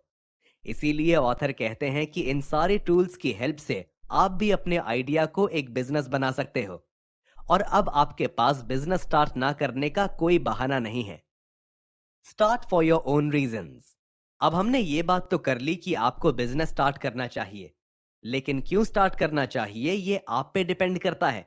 जैसे कुछ लोग पैसों के लिए बिजनेस स्टार्ट करते हैं और उसमें भी कोई प्रॉब्लम नहीं, वैसे ही आप चाहें तो अपना बिजनेस किसी स्पेशल कॉज की वजह से शुरू कर सकते हैं। फॉर एग्जाम्पल, आप अपनी एडवर्टाइजमेंट की हेल्प से किसी इशू पर प्रोटेस्ट कर सकते हैं। जैसे द बॉडी शॉप नाम की एक कंपनी है जिसने एनिमल राइट्स को लेकर प्रोटेस्ट शुरू किया था। ऑथर के लिए सबसे एक्साइटिंग बात यह है कि वो सिर्फ एक आइडिया से शुरू करते हैं और फिर वो आइडिया एक बिजनेस बन जाता है और दुनिया में कुछ डिफरेंस लाता है। ऑथर कहते हैं कि बिजनेस ने उनकी पूरी लाइफ चेंज कर दी है। बिजनेस की वजह से वो फाइनेंशियली फ्री हो गए हैं। बिजनेस की वजह से उन्होंने मोर देन 50 कंट्रीज में ट्रैवल किया है और वो एक ऐसा काम कर रहे हैं जो उन्हें पसंद है, जबकि उनके बहुत से दोस्त ऐसी जॉब्स कर रहे हैं जो उन्हें बिल्कुल नहीं पसंद। इसीलिए आप भी अपना बिजनेस स्टार्ट करने के लिए कोई भी रीजन ढूंढो। जो चीज आपको मोटिवेट करे वो आप रीजन बना सकते हो। फोकस। हमारी लाइव्स आजकल बहुत ज्यादा बिजी और नॉइजी हो गई हैं। रिसर्च से पता चला है कि एक एवरेज पर्सन दिन में 20 टाइम्स अपना फेसबुक चेक करता है। इसके अलावा हम टीवी देखते हैं, न्यूज़पेपर पढ़ते हैं, यूट्यूब वीडियोस देखते हैं, ईमेल्स पढ़ते हैं और इसी तरह अपना सारा टाइम गुजार देते हैं। इसके बाद हमारे पास बहुत ही कम टाइम रह जाता है उन लोगों के लिए जिनके साथ हम रहते हैं। हम में से मैक्सिमम लोगों के साथ यही प्रॉब्लम है। हम कभी किसी एक चीज पे फोकस नहीं करते। ज्यादातर लोग प्रेजेंट मोमेंट में भी नहीं रहते। हमें बस यही लगता है कि हम बहुत बिजी हैं, अभी हमारे पास टाइम नहीं है, हम ये बाद में करेंगे। आपने कभी ये नोटिस किया है कि अपने पूरे वर्क डे में आप बिजी रहे हो और फिर एंड में आप सोचो मैंने पूरे दिन में क्या काम किया? ऐसा इसलिए होता है क्योंकि हम कभी किसी एक चीज पे फोकस नहीं करते। इंस्टेड हम कॉन्स्टेंटली नए आइडियाज के बारे में जानते हैं, बट कभी भी उन आइडियाज में से किसी एक आइडिया पर भी ठीक से काम नहीं करते। सबसे बुरी बात यह है कि जब लोग किसी एक चीज पर फोकस नहीं करते तो वो बस वेट ही करते रह जाते हैं। लोग डिनर पार्टीज में जाते हैं और साथ ही हर 5 मिनट में अपना फोन चेक करते हैं और यहाँ वहां की खबर रखते हैं, लेकिन उनकी प्रेजेंट लाइफ में जो हो रहा है वो उसे एंजॉय नहीं करते। अगर हम अपनी लाइफ में चीजों को अनडिवाइडेड अटेंशन दें, मतलब हर एक चीज पे ठीक से फोकस करें, तो इससे आप बहुत कुछ अचीव कर सकते हो। आजकल हमारे पास ऑप्शंस इतने ज्यादा हैं कि हम लोग चूज ही नहीं कर पाते कि हम करें क्या, और ऐसे में ज्यादातर लोग कुछ भी नहीं करते। एक वक्त ऐसा था जब आपकी लाइफ के ज्यादातर डिसीजंस आपके लिए ऑलरेडी ले लिए जाते थे। जैसे पहले के टाइम में लोग किसी लोकल मिल में या फिर किसी फैक्ट्री में सारी जिंदगी काम करते हुए गुजार देते थे, बिल्कुल अपने पेरेंट्स की तरह। लेकिन आज वक्त बदल गया है। आज आपकी लाइफ में जो भी होगा वो आपने खुद डिसाइड करना है। इस बुक में ऑथर हमें सिखाएंगे कि आप कैसे 48 आवर्स के अंदर अपना बिजनेस स्टार्ट कर सकते हो। बट उसके लिए ये बहुत जरूरी है कि आप इस टास्क पर पूरे फोकस के साथ काम करो। अगर आप अपनी लाइफ की डिस्ट्रैक्शन से हटकर अपनी पूरी अटेंशन इस टास्क को दोगे, तो आप सिर्फ 2 दिन में वो अचीव कर सकोगे जो आपको लगता था कि आपको अचीव करने के लिए कई साल लगेंगे। याद रखो, the 48 hour startup is an experiment in focus, जिसमें आपको 48 आवर्स के लिए अपना फोकस देना होगा, तभी रिजल्ट्स मिलेंगे। Pizza pilgrims. आज के इस टाइम पे लोग पिज्जा बहुत पसंद करते हैं, और बहुत से लोग ये भी सोचते हैं कि वो कोई पिज्जा रेस्टोरेंट खोलें। लेकिन आज के टाइम में पूरी दुनिया में बहुत से पिज्जा रेस्टोरेंट्स हैं, और ऐसे टाइम में एक और पिज्जा रेस्टोरेंट खोलना काफी रिस्की है, और इसके लिए आपको काफी हिम्मत चाहिए। बट स्टिल ये पॉसिबल जरूर है। 2 भाई हैं, जेम्स और थॉम, जिन्होंने ये प्रूव करके दिखाया है। ये दोनों भाई अपना पिज्जा रेस्टोरेंट खोलना चाहते थे, और आज लंदन में इनके कई सारे पिज्जा रेस्टोरेंट्स हैं। अब ये दोनों भाई एक ऐसा काम कर रहे हैं जो इन्हें पसंद है। बट जेम्स और थॉम कहते हैं कि एक रेस्टोरेंट चलाना इतना इजी नहीं है। कुछ टाइम पहले ऑथर ने इन दोनों का इंटरव्यू लिया था, जिसमें उन्होंने कई सारी चीजें शेयर की। वो कहते हैं कि एक इंसान के लिए ये बहुत जरूरी है कि वो अपने 20s में कुछ ऐसा ढूंढ ले जो उसे पसंद है और जिसमें वो अच्छे भी हों। बट ये कभी नहीं सोचना कि एक बिजनेस स्टार्ट करने से आपका हर दिन बहुत अच्छा हो जाएगा। ये कोई डिज्नी मूवी नहीं है। बिजनेस स्टार्ट करने के बाद आपकी लाइफ में अच्छे दिन भी आएंगे और कभी बुरे दिन भी आएंगे, लेकिन ये जरूर है कि हर दिन डिफरेंट होगा। और जब आप कोई बिजनेस स्टार्ट करते हो तो आपकी लाइफ कंप्लीटली आपके हाथ में होती है। ऑथर ने उनसे इस इंटरव्यू में ये भी पूछा कि क्या एक बिजनेस पार्टनर होना हेल्पफुल है। तो उन्होंने इस पे कहा कि हाँ, एक बिजनेस पार्टनर होना हेल्पफुल होता है। वो पार्टनर आपको आपके अच्छे वक्त में और आगे ले जाएगा, और आपके बुरे वक्त में आपका साथ देगा। Chapter 2, coming up with an idea. कोई भी बिजनेस स्टार्ट करने का सबसे पहला स्टेप ये है कि आप कोई आइडिया सोचें। अब कुछ लोग ऐसे होते हैं जिनके दिमाग में बिल्कुल आइडियाज नहीं आते, और कुछ ऐसे होते हैं जिनके पास इतने आइडियाज होते हैं कि वो चूज ही नहीं कर पाते कि वो किस आइडिया पर काम करें। बहुत से लोग ये भी सोचते हैं कि एक आइडिया उसी वक्त अच्छा कहा जाएगा जब वो यूनिक हो। अब आपके आइडियाज यूनिक हो सकते हैं, बट ये सच नहीं है कि सिर्फ यूनिक आइडियाज ही अच्छे होते हैं। 1899 में एक अमेरिकन था जिसका नाम था चार्ल्स डुवेल। वो कहते थे कि जो भी चीज इन्वेंट की जा सकती है वो ऑलरेडी इन्वेंट हो चुकी है। कुछ ऐसे टीवी प्रोग्राम्स भी होते हैं जहां पे इन्वेंटर्स आते हैं, और इन शोज में ऐसे प्रोडक्ट्स दिखाए जाते हैं जो कि पहले कभी नहीं बने।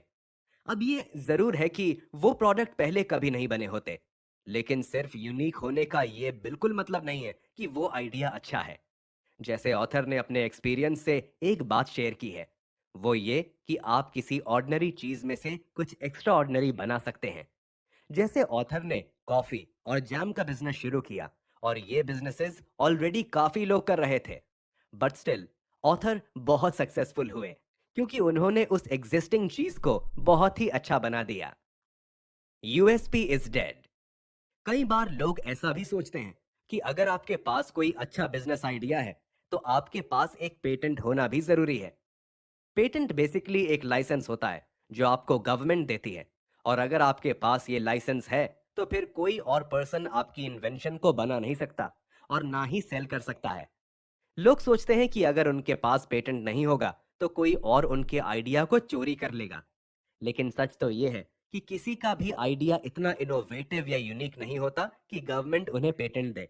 और वो लोग जिनके पास ये लाइसेंस होते हैं उनके बिजनेसेस भी इतने प्रोटेक्टेड नहीं होते, क्योंकि कोई ना कोई उनसे बेटर सॉल्यूशन निकाल ही लेता है।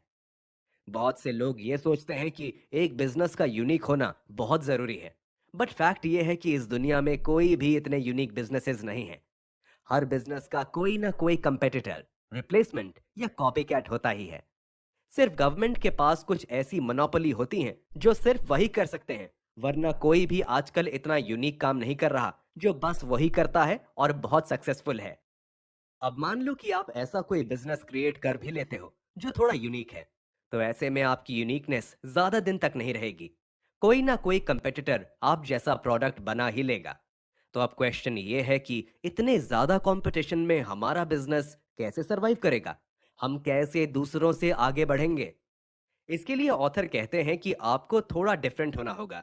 मतलब अपने कंपेटिटर से ज्यादा बेटर होना होगा, उनसे ज्यादा तेज होना होगा, उनसे कम प्राइस रखने होंगे, उनसे बेटर बिजनेस मॉडल चाहिए होगा। बट सबसे इंपॉर्टेंट यह है कि आप एक यूनिक स्टोरी सुनाओ, एक यूनिक ब्रांड बनाओ। स्टोरी का यहाँ पे मतलब है कि आपके बिजनेस के पीछे की कहानी क्या है। जैसे ऑथर ने जब सुपर जैम बनाया तो उनकी स्टोरी ये थी कि वो एक ऐसा जैम बनाना चाहते थे जो कि 100% फ्रूट से बना हो। इसी तरह आप भी जो बिजनेस क्रिएट करेंगे उसके पीछे आपकी एक यूनिक स्टोरी होनी चाहिए। मतलब आप सोचो कि आपने क्यों ये बिजनेस स्टार्ट किया है, आपके बिलीव्स क्या हैं, और इन सारी चीजों के बेस पर आपको एक स्टोरी बनानी है। इसीलिए याद रखना है कि आप चाहे कोई भी हो, हर इंसान के पास कोई ना कोई स्टोरी होती है जो वो बता सकता है, और उस स्टोरी की हेल्प से ही आपका ब्रांड स्पेशल बनेगा। एंड अगेन ये भी याद रखना है कि आपके प्रोडक्ट को बिल्कुल यूनिक होना जरूरी नहीं है। आपका आइडिया बस ऑथेंटिक होना चाहिए। कुछ ऐसा होना चाहिए जो आपके दिल से आए, कुछ ऐसा जिसको लेकर आपके अंदर पैशन हो। और अब आपको ये भी पता है कि आपका आइडिया बिल्कुल यूनिक होना जरूरी नहीं है। तो इस बात को ध्यान में रखते हुए अब आप जो चाहें वो बिजनेस कर सकते हैं। Same problem different solution. Author अपने बिजनेसेस के लिए कई सारी कंट्रीज में ट्रैवल करते हैं।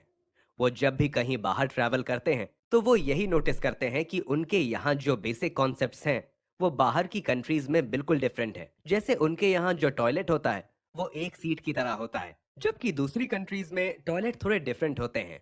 वो अपनी कंट्री में खाना टेबल पर बैठ के नाइफ और फोक से खाते हैं, जबकि इंडिया में हम लेफ्ट हैंड से फूड नहीं खाते। लेकिन उनके यहाँ ये सब बिल्कुल नॉर्मल है। इस एग्जाम्पल से ऑथर हमें बताना चाह रहे हैं कि कैसे लोग इतने बेसिक कॉन्सेप्ट्स को भी चेंज कर देते हैं।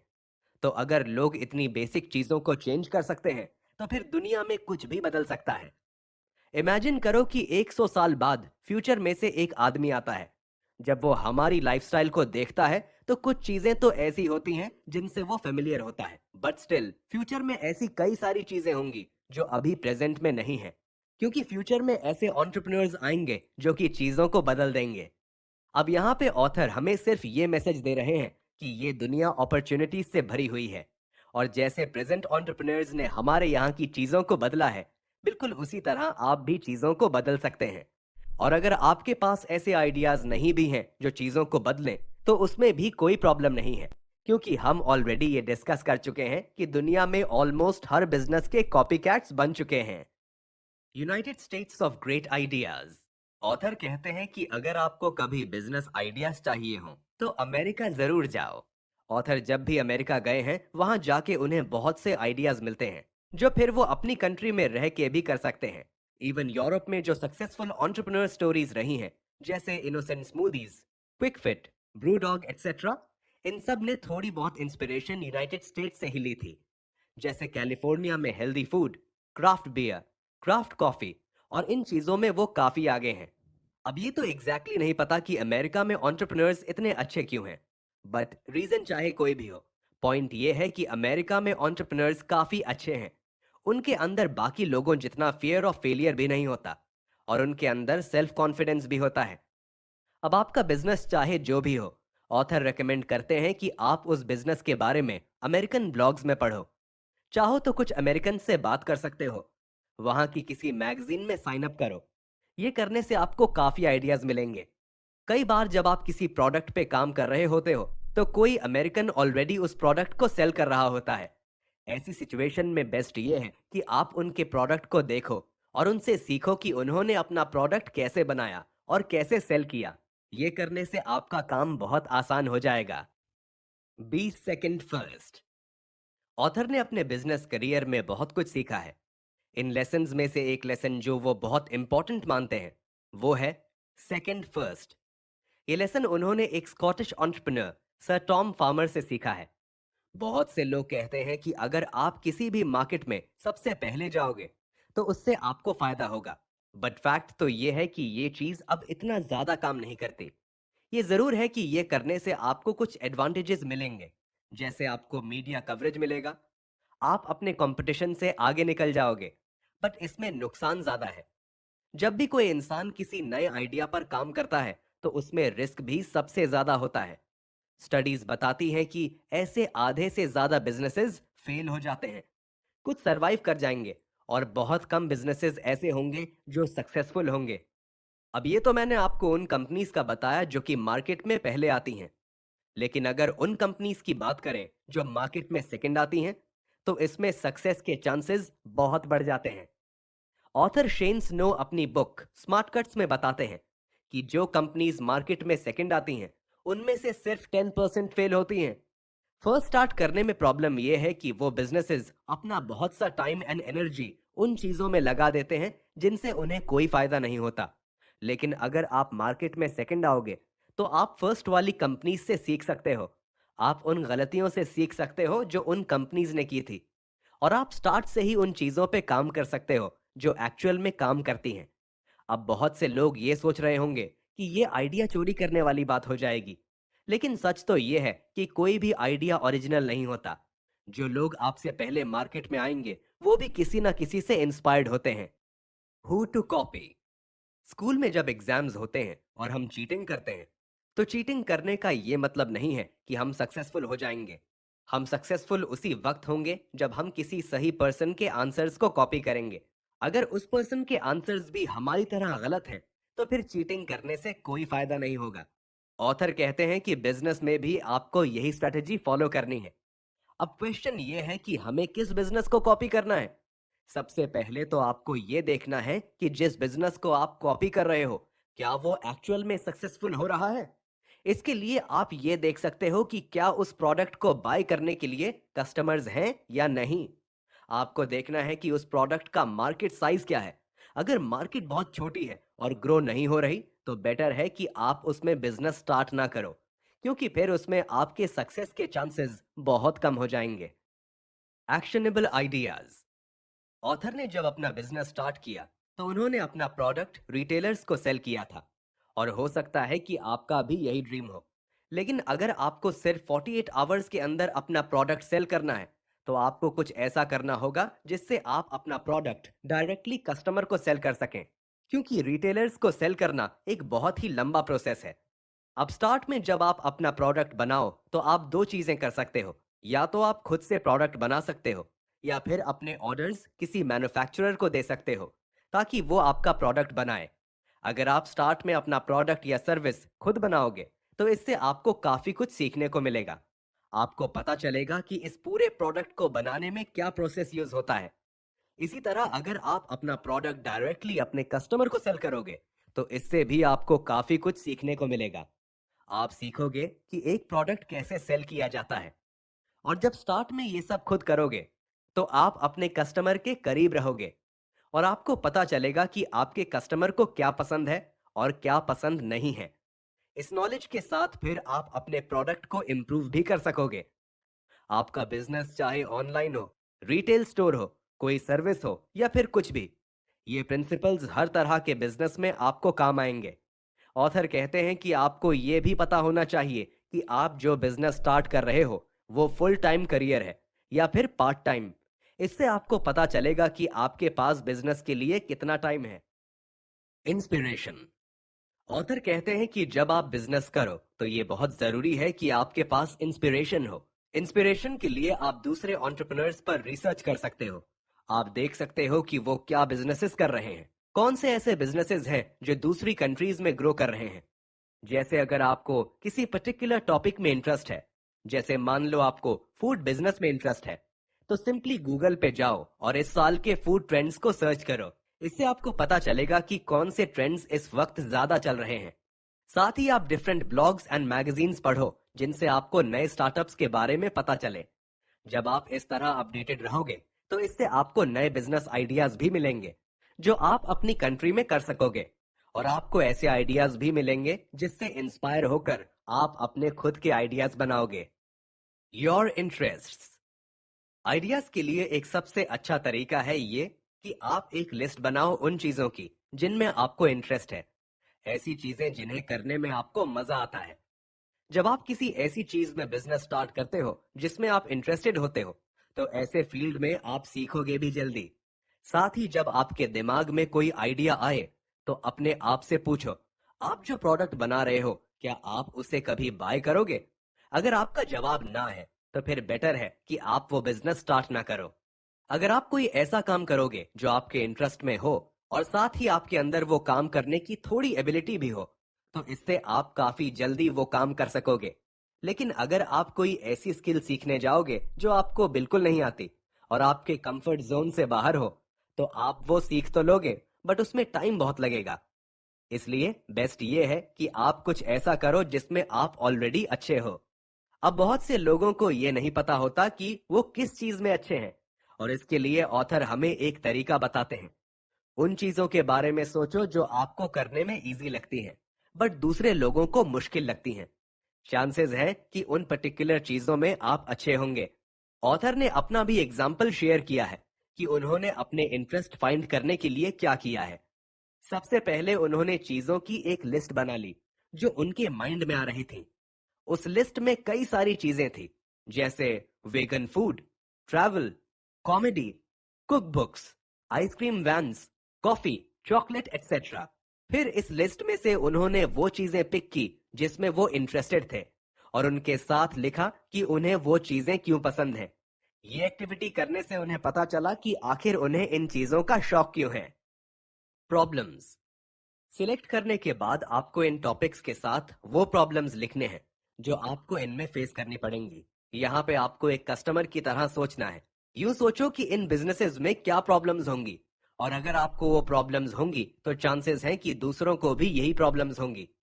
जैसे ऑथर को आइसक्रीम वैन्स में काफी इंटरेस्ट है, लेकिन उसमें कुछ प्रॉब्लम्स भी हैं। जैसे जब आपको आइसक्रीम वैन्स चाहिए होती हैं, उस वक्त उन्हें ढूंढना मुश्किल है। जब वेदर सनी नहीं होता, तो उस वक्त उनका कोई काम नहीं है। क्वालिटी भी इतनी अच्छी नहीं होती, और ना ही उनके पास कोई हेल्दी आइटम मिलती है। इसी तरह ऑथर को वेजिटेरियन फूड का भी शौक है, बट उसमें भी प्रॉब्लम्स हैं। जैसे वेजिटेरियन रेसिपीज इतनी एक्साइटिंग नहीं होती, और एक टाइम आता है जब वो बोरिंग लगने लगती हैं। इसलिए फ्रेंड्स, आपको भी जिन बिजनेसेस में इंटरेस्ट है, उनके साथ उनमें होने वाली प्रॉब्लम्स भी लिखें। Business models. प्रॉब्लम्स की लिस्ट बनाने के बाद आपको उनके सॉल्यूशंस ढूंढने हैं, बट सिर्फ सॉल्यूशन ढूंढना काफी नहीं है। ये बहुत जरूरी है कि आप उन सॉल्यूशंस के साथ बिजनेस मॉडल्स को कंबाइन करें। बिजनेस मॉडल मतलब आपका बिजनेस किस टाइप का होगा और किस तरीके से पैसे कमाएगा। बिजनेस मॉडल्स बहुत से होते हैं, लेकिन ऑथर ने हमसे कुछ बिजनेस मॉडल्स शेयर किए हैं, और आपको वो वाला बिजनेस मॉडल पिक करना है जिसमें आपको सबसे ज्यादा पोटेंशियल दिखता है। Number one, advertising. अगर आप कोई ऐसी वेबसाइट, मैगजीन या फिर ऐप बनाएं जहां पे ज्यादा लोग विजिट करें, तो ऐसे में आप एक एडवर्टाइजिंग बिजनेस शुरू कर सकते हो। इसके लिए आप चाहो तो गूगल एडसेंस यूज कर सकते हो। इसमें होगा ये कि गूगल एडसेंस आपकी वेबसाइट, ऐप या फिर जो भी चीज आपने बनाई है वहां पे एड्स चलाएगा, और बदले में आपको पैसे देगा। Number two, agency. अगर आपके किसी भी फील्ड में अच्छे कनेक्शन हो, तो आप एक एजेंसी भी स्टार्ट कर सकते हो। आप एक वेबसाइट बना सकते हो और उस वेबसाइट में उन सारे एक्सपर्ट्स को लिस्ट डाउन करो जिन्हें आप जानते हो, ताकि क्लाइंट्स उन एक्सपर्ट्स के बारे में जान सकें। Number three, affiliate. कुछ ऐसी कंपनीज होती हैं जो वो प्रोडक्ट्स एंड सर्विसेज सेल करती हैं जो आपके यूजर्स बाय कर सकते हैं। ऐसी सिचुएशन में आप उन कंपनीज के लिंक्स अपने यूजर्स के साथ शेयर कर सकते हो, और जैसे ही वो उनके स्टोर से कुछ परचेज करते हैं, उसके बदले में आपको कमीशन दिया जाता है। Number four, concierge. कुछ ऐसे काम होते हैं जो कि बहुत ज्यादा कॉम्प्लिकेटेड होते हैं, और इसीलिए लोग उन कामों के लिए दूसरों को पे करते हैं ताकि उनका वो काम हो जाए। जैसे इसमें आती हैं travel agencies, private parties, house hold maintenance वगैरह वगैरह। Number five, daily deals. आप एक ऐसा बिजनेस मॉडल भी बना सकते हो जिसमें आपके पास ईमेल सब्सक्राइबर्स हों, और फिर अपनी पर्टिकुलर फील्ड में आपके पास जो भी डील्स हैं आप उन्हें वो सेंड कर सकते हो। Number 6, digital downloads. आप चाहो तो कोई डिजिटल प्रोडक्ट भी बना सकते हो, जैसे कोई book, educational course, music, film, software, etcetera. और फिर आप इन्हें या तो अपनी वेबसाइट पे या फिर किसी और वेबसाइट पे सेल कर सकते हैं, जैसे Amazon, एप्पल वगैरह वगैरह। इसमें आपको कोई डिलीवरी कॉस्ट भी नहीं लगेगा, क्योंकि लोग इसे ऑनलाइन डाउनलोड करेंगे। और एक बार आपने कोई डिजिटल प्रोडक्ट बना लिया, इसके बाद आप उसकी हर सेल पर 100% प्रॉफिट कमाएंगे। Number 7, door to door. ये वही बिजनेस मॉडल है जिससे ऑथर ने खुद अपने बिजनेस करियर का स्टार्ट किया था। डोर टू डोर मतलब लोगों के दरवाजे पर जाना और उन्हें अपना प्रोडक्ट सेल करना। इस बिजनेस मॉडल में इन्वेस्टमेंट भी बहुत कम है, आपको डायरेक्ट फीडबैक भी मिलता है। और ऑथर कहते हैं कि दुनिया की कुछ बहुत बड़ी कंपनीज इसी तरह शुरू हुई थी। Number 8, drop shipping. यहाँ पे ये होता है कि आप एक ऑनलाइन स्टोर बनाते हैं, लेकिन आइटम्स का स्टॉक अपने पास नहीं रखते। जब भी कोई कस्टमर आपको ऑर्डर देता है तो आप मैन्युफैक्चरर को ऑर्डर सेंड करते हैं, और फिर मैन्युफैक्चरर डायरेक्टली उस कस्टमर को ऑर्डर शिप के थ्रू भेज देता है। फिर जब कस्टमर आपको पे करता है तो कुछ पैसे आप खुद रखते हैं और फिर मैन्युफैक्चरर को भी पे करते हैं। Number 9, e commerce. इसमें सिंपली आप अपना खुद का प्रोडक्ट बनाते या फिर कहीं से खरीदते हैं और फिर उसे ऑनलाइन अपनी साइट के थ्रू सेल करते हैं। Number 10, freemium. ये मॉडल आजकल काफी फेमस है। इसमें आप अपनी सर्विसेज का बेसिक वर्जन फ्री में देते हैं और अपने कस्टमर्स को इनकरेज करते हैं कि वो अपना पैकेज अपग्रेड करा लें, जिसमें उन्हें ज्यादा बेनिफिट्स मिलेंगे, और फिर उसके लिए आप उन्हें चार्ज करते हैं। Number 11, live events. कई सारे लोग ऑनलाइन साइट्स का यूज करके दुनिया में होने वाली चीजों के लिए साइन अप करते हैं। जैसे अगर उन्हें कोई पपी ट्रेनिंग क्लासेस चाहिए तो उसके लिए वेबसाइट से साइन अप करेंगे। इसी तरह कोई सीक्रेट डिनर्स, डेकोरेटिंग क्लासेस वगैरह वगैरह। आप भी वेबसाइट बनाकर ये बिजनेस शुरू कर सकते हैं। Number 12, manufacturing. ऑथर ने अपने बिजनेस के लिए जो प्रोडक्ट बनाया था वो उन्होंने अपने पेरेंट्स के किचन में बनाया था, और आप भी यही सेम चीज कर सकते हैं। आप खुद अपने हाथों से कोई प्रोडक्ट बना सकते हैं और फिर एक दिन आप उस प्रोडक्ट को किसी फैक्ट्री में ले जा सकते हैं और वहां पर उसकी प्रोडक्शन करवा सकते हैं। Number 13, market place. आप चाहो तो मार्केट प्लेसेस भी बना सकते हो। एक मार्केट प्लेस वो जगह होती है जहां बायर और सेलर दोनों आते हैं।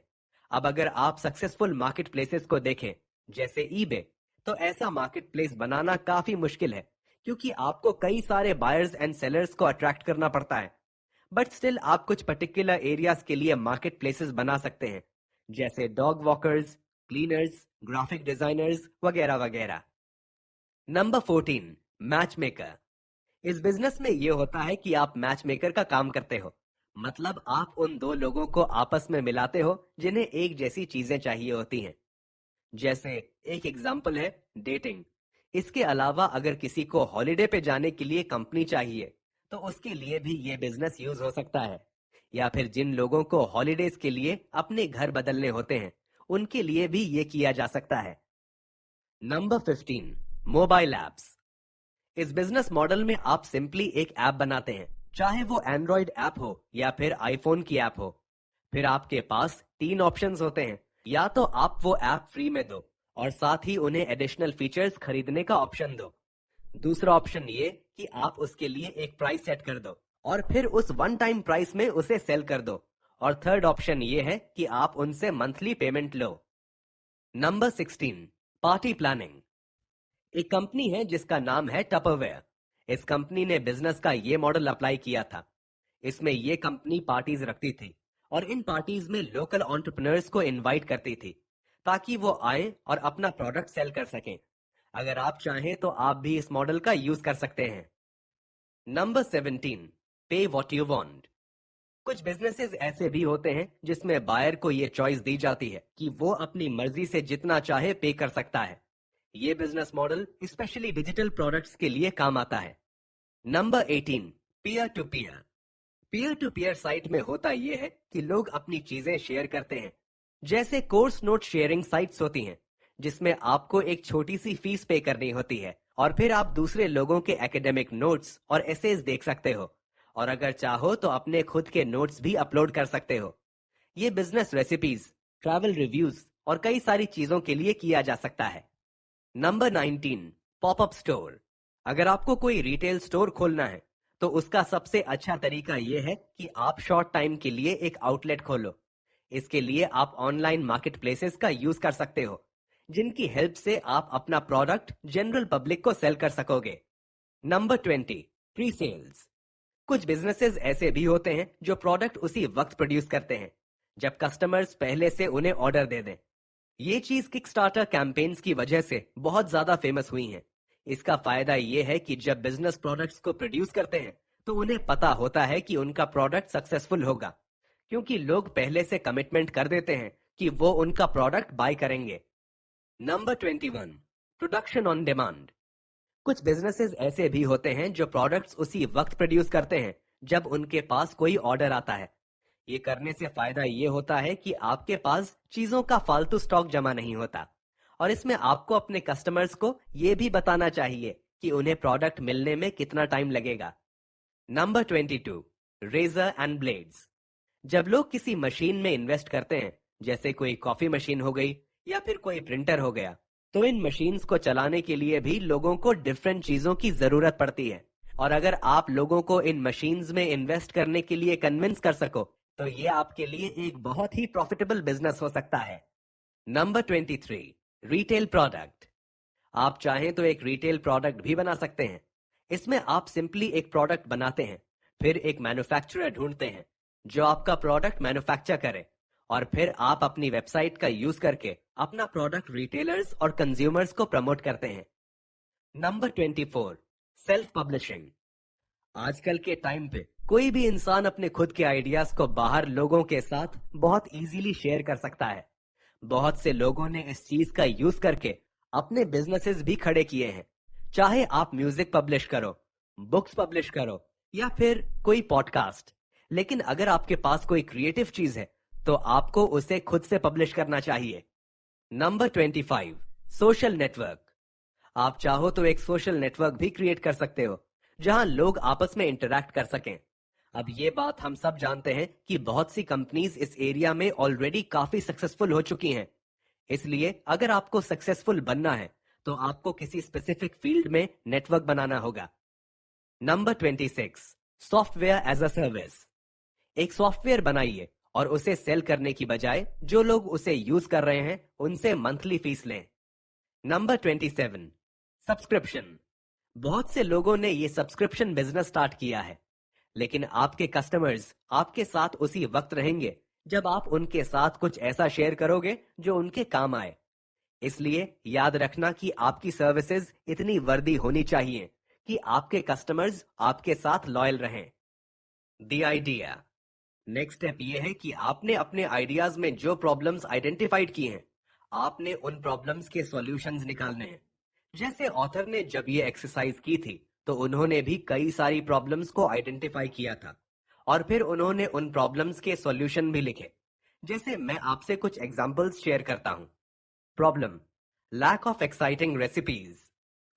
ऑथर वेगन फूड का बिजनेस करना चाहते थे, और उसमें एक प्रॉब्लम ये थी कि उसमें जो रेसिपीज होती हैं वो इतनी एक्साइटिंग नहीं होती। अब इसका सॉल्यूशन ऑथर ने ये निकाला। सॉल्यूशंस। ऑथर ने डिसाइड किया कि वो एक वेबसाइट बनाएंगे जिसमें लोग अपनी वेगन रेसिपीज शेयर करेंगे। वो एक वेगन रेसिपी ऐप बनाएंगे। साथ ही एक वीकली सब्सक्रिप्शन बॉक्स होगा जिसमें वो रेसिपीज और इंग्रेडिएंट्स शेयर किया करेंगे।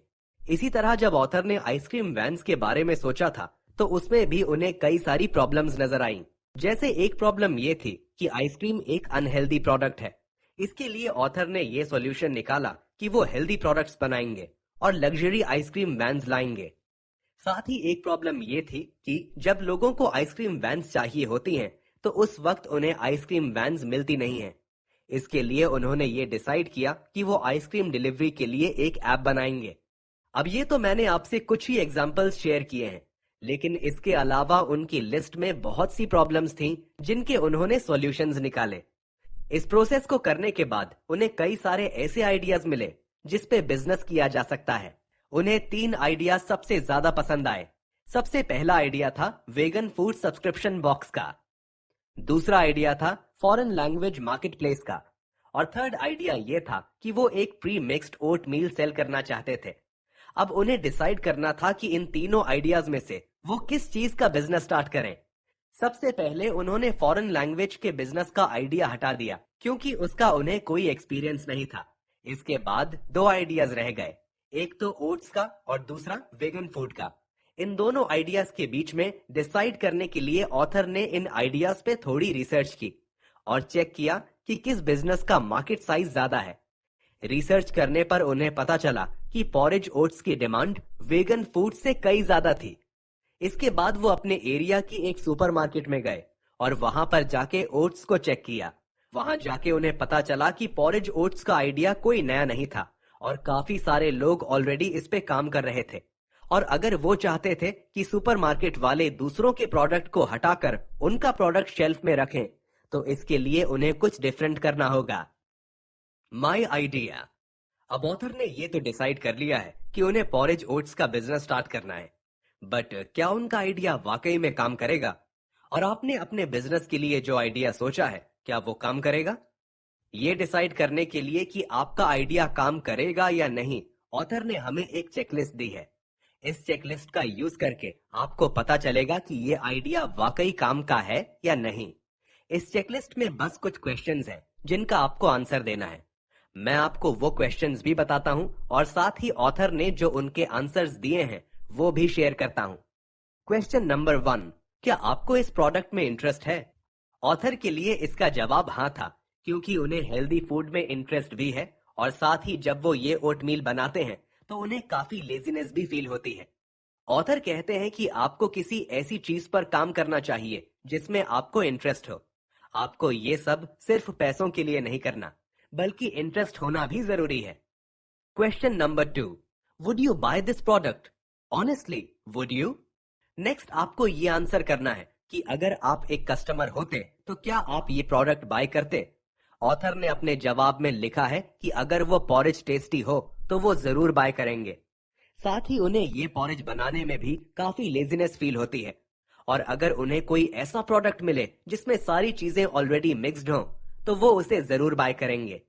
Question number 3, do you know enough about this kind of business to stand a chance? जब आप कोई बिजनेस स्टार्ट करो तो अपने आप से पूछो कि क्या आपको इस बिजनेस या प्रोडक्ट के बारे में इतना पता है कि आप इसमें आगे बढ़ो। ऑथर को ओट्स के बारे में तो इतना नहीं पता था, लेकिन उन्हें फूड बिजनेस के बारे में थोड़ा एक्सपीरियंस था। और आपको भी किसी ऐसी चीज में बिजनेस स्टार्ट करना चाहिए जिसके बारे में आपको कुछ पता हो। Question number 4, are enough other people as interested in this as you are to make a business? आप जो बिजनेस स्टार्ट करना चाहते हैं, क्या और लोग भी इस बिजनेस को स्टार्ट करना चाहते हैं? अगर ओट्स की बात की जाए तो ओट्स की मार्केट बहुत बड़ी है और काफी लोग इन ओट मील्स का बिजनेस शुरू करते हैं। इसीलिए ऑथर का आंसर इसमें भी यस था। Question number 5, is there a compelling story about why you are starting this business? क्या आपके पास ये बिजनेस स्टार्ट करने के लिए कोई इंटरेस्टिंग स्टोरी है? स्टोरी का मतलब ये है कि आप आखिर क्यों ये बिजनेस कर रहे हो, आखिर इस बिजनेस के स्टार्ट होने की कहानी क्या है। अब आप सोच रहे होंगे कि स्टोरी होना इतना इंपॉर्टेंट क्यों है। जब आपके पास एक अच्छी स्टोरी होगी तो आपके पास एक अच्छा रीजन होगा कि आपके कस्टमर्स को आपकी बात क्यों सुननी चाहिए। स्टोरी से पता चलता है कि आपके प्रोडक्ट के बारे में क्या स्पेशल है। अपने प्रोडक्ट की स्टोरी कैसे बतानी चाहिए ये हम बाद में डिस्कस करेंगे, लेकिन अभी के लिए आपके पास एक स्टोरी होनी चाहिए। मान लो कोई आपके पास आए और आपसे पूछे कि आपने ये बिजनेस क्यों स्टार्ट किया है, तो उसे बताने के लिए आपके पास एक रीजन होना चाहिए। Question number 6, can you conceivably put a product into the world in 48 hours time? Next आपको ये पूछना है कि क्या आप 48 आवर्स के अंदर अंदर अपना प्रोडक्ट बना सकते हो। ऑथर का आंसर इसमें भी यस था, क्योंकि उन्हें कुछ रेसिपीज ऑलरेडी पता थी।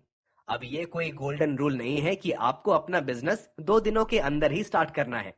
हो सकता है कि आपके प्रोडक्ट को थोड़ा ज्यादा टाइम लगे, लेकिन अगर आपको ये भी नहीं पता कि आप अपने प्रोडक्ट का बेसिक वर्जन कैसे बनाओगे, तो फिर आपके लिए स्टार्ट करना मुश्किल हो जाएगा। यहाँ पे आपको कोई परफेक्ट प्रोडक्ट नहीं बनाना, बस आपको एक सिंपल और अच्छा वर्जन बनाना है जो आप मार्केट में सेल कर सको। और फिर जैसे जैसे आप सीखते जाओ वैसे वैसे उसमें चेंजेस करते रहना। अगर आपके दिमाग में कोई ऐसा आइडिया है जो कि 2 दिन में स्टार्ट करना इम्पॉसिबल है, तो ऐसे में आपको उस बिजनेस को और ज्यादा सिंप्लीफाई करना है। जैसे मान लो आप एक रेस्टोरेंट स्टार्ट करते हो और ये करना 2 दिन में पॉसिबल नहीं है, तो इसके लिए आप इसका कोई सिंपल वर्जन निकालो। जैसे आप एक फूड ट्रक रेंट पर ले सकते हो और फिर उसमें जाके अपना फूड सेल कर सकते हो। इसी तरह अगर आप अपना प्रोडक्ट किसी बड़े रिटेलर को बेचना चाहते हो, तो स्टार्ट में वो प्रोडक्ट किसी छोटी मार्केट में सेल करो। Question number 7, is the competition sufficiently rubbish that you think you can do better? अब आप जिस भी फील्ड में बिजनेस करना चाहते हैं उसमें कोई ना कोई कंपटीशन तो होगा। तो अब क्वेश्चन ये है कि क्या आप अपने कंपटीशन से बेटर प्रोडक्ट बना सकते हैं? ऑथर ओट्स बिजनेस करना चाहते थे और उसमें बहुत कंपटीशन था। इवन कुछ बहुत बड़ी कंपनीज भी ये बिजनेस कर रही थी।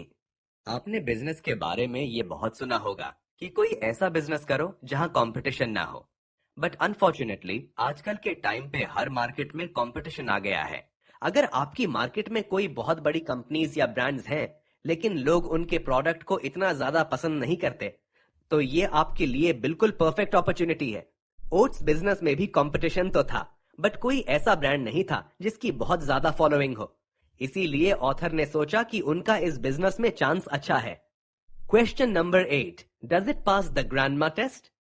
फाइनल चीज ये है कि आपका आइडिया ये ग्रैंडमा टेस्ट पास कर ले। इस टेस्ट में आपको करना यह है कि आपको अपना आइडिया अपनी ग्रैंडमा को समझाना है।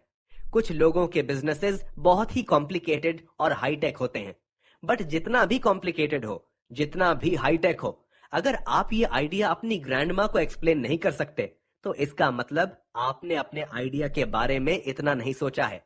इसलिए इस फाइनल टेस्ट में आपको अपना आइडिया अपनी ग्रैंडमा को एक्सप्लेन करना है, और अगर उन्हें समझ आ गया तो इसका मतलब आपने ये टेस्ट पास कर लिया। booms.com, Instagram marshmallows. एक बार ऑथर ने एंडी बेल नाम के एक एंटरप्रेन्योर का इंटरव्यू लिया।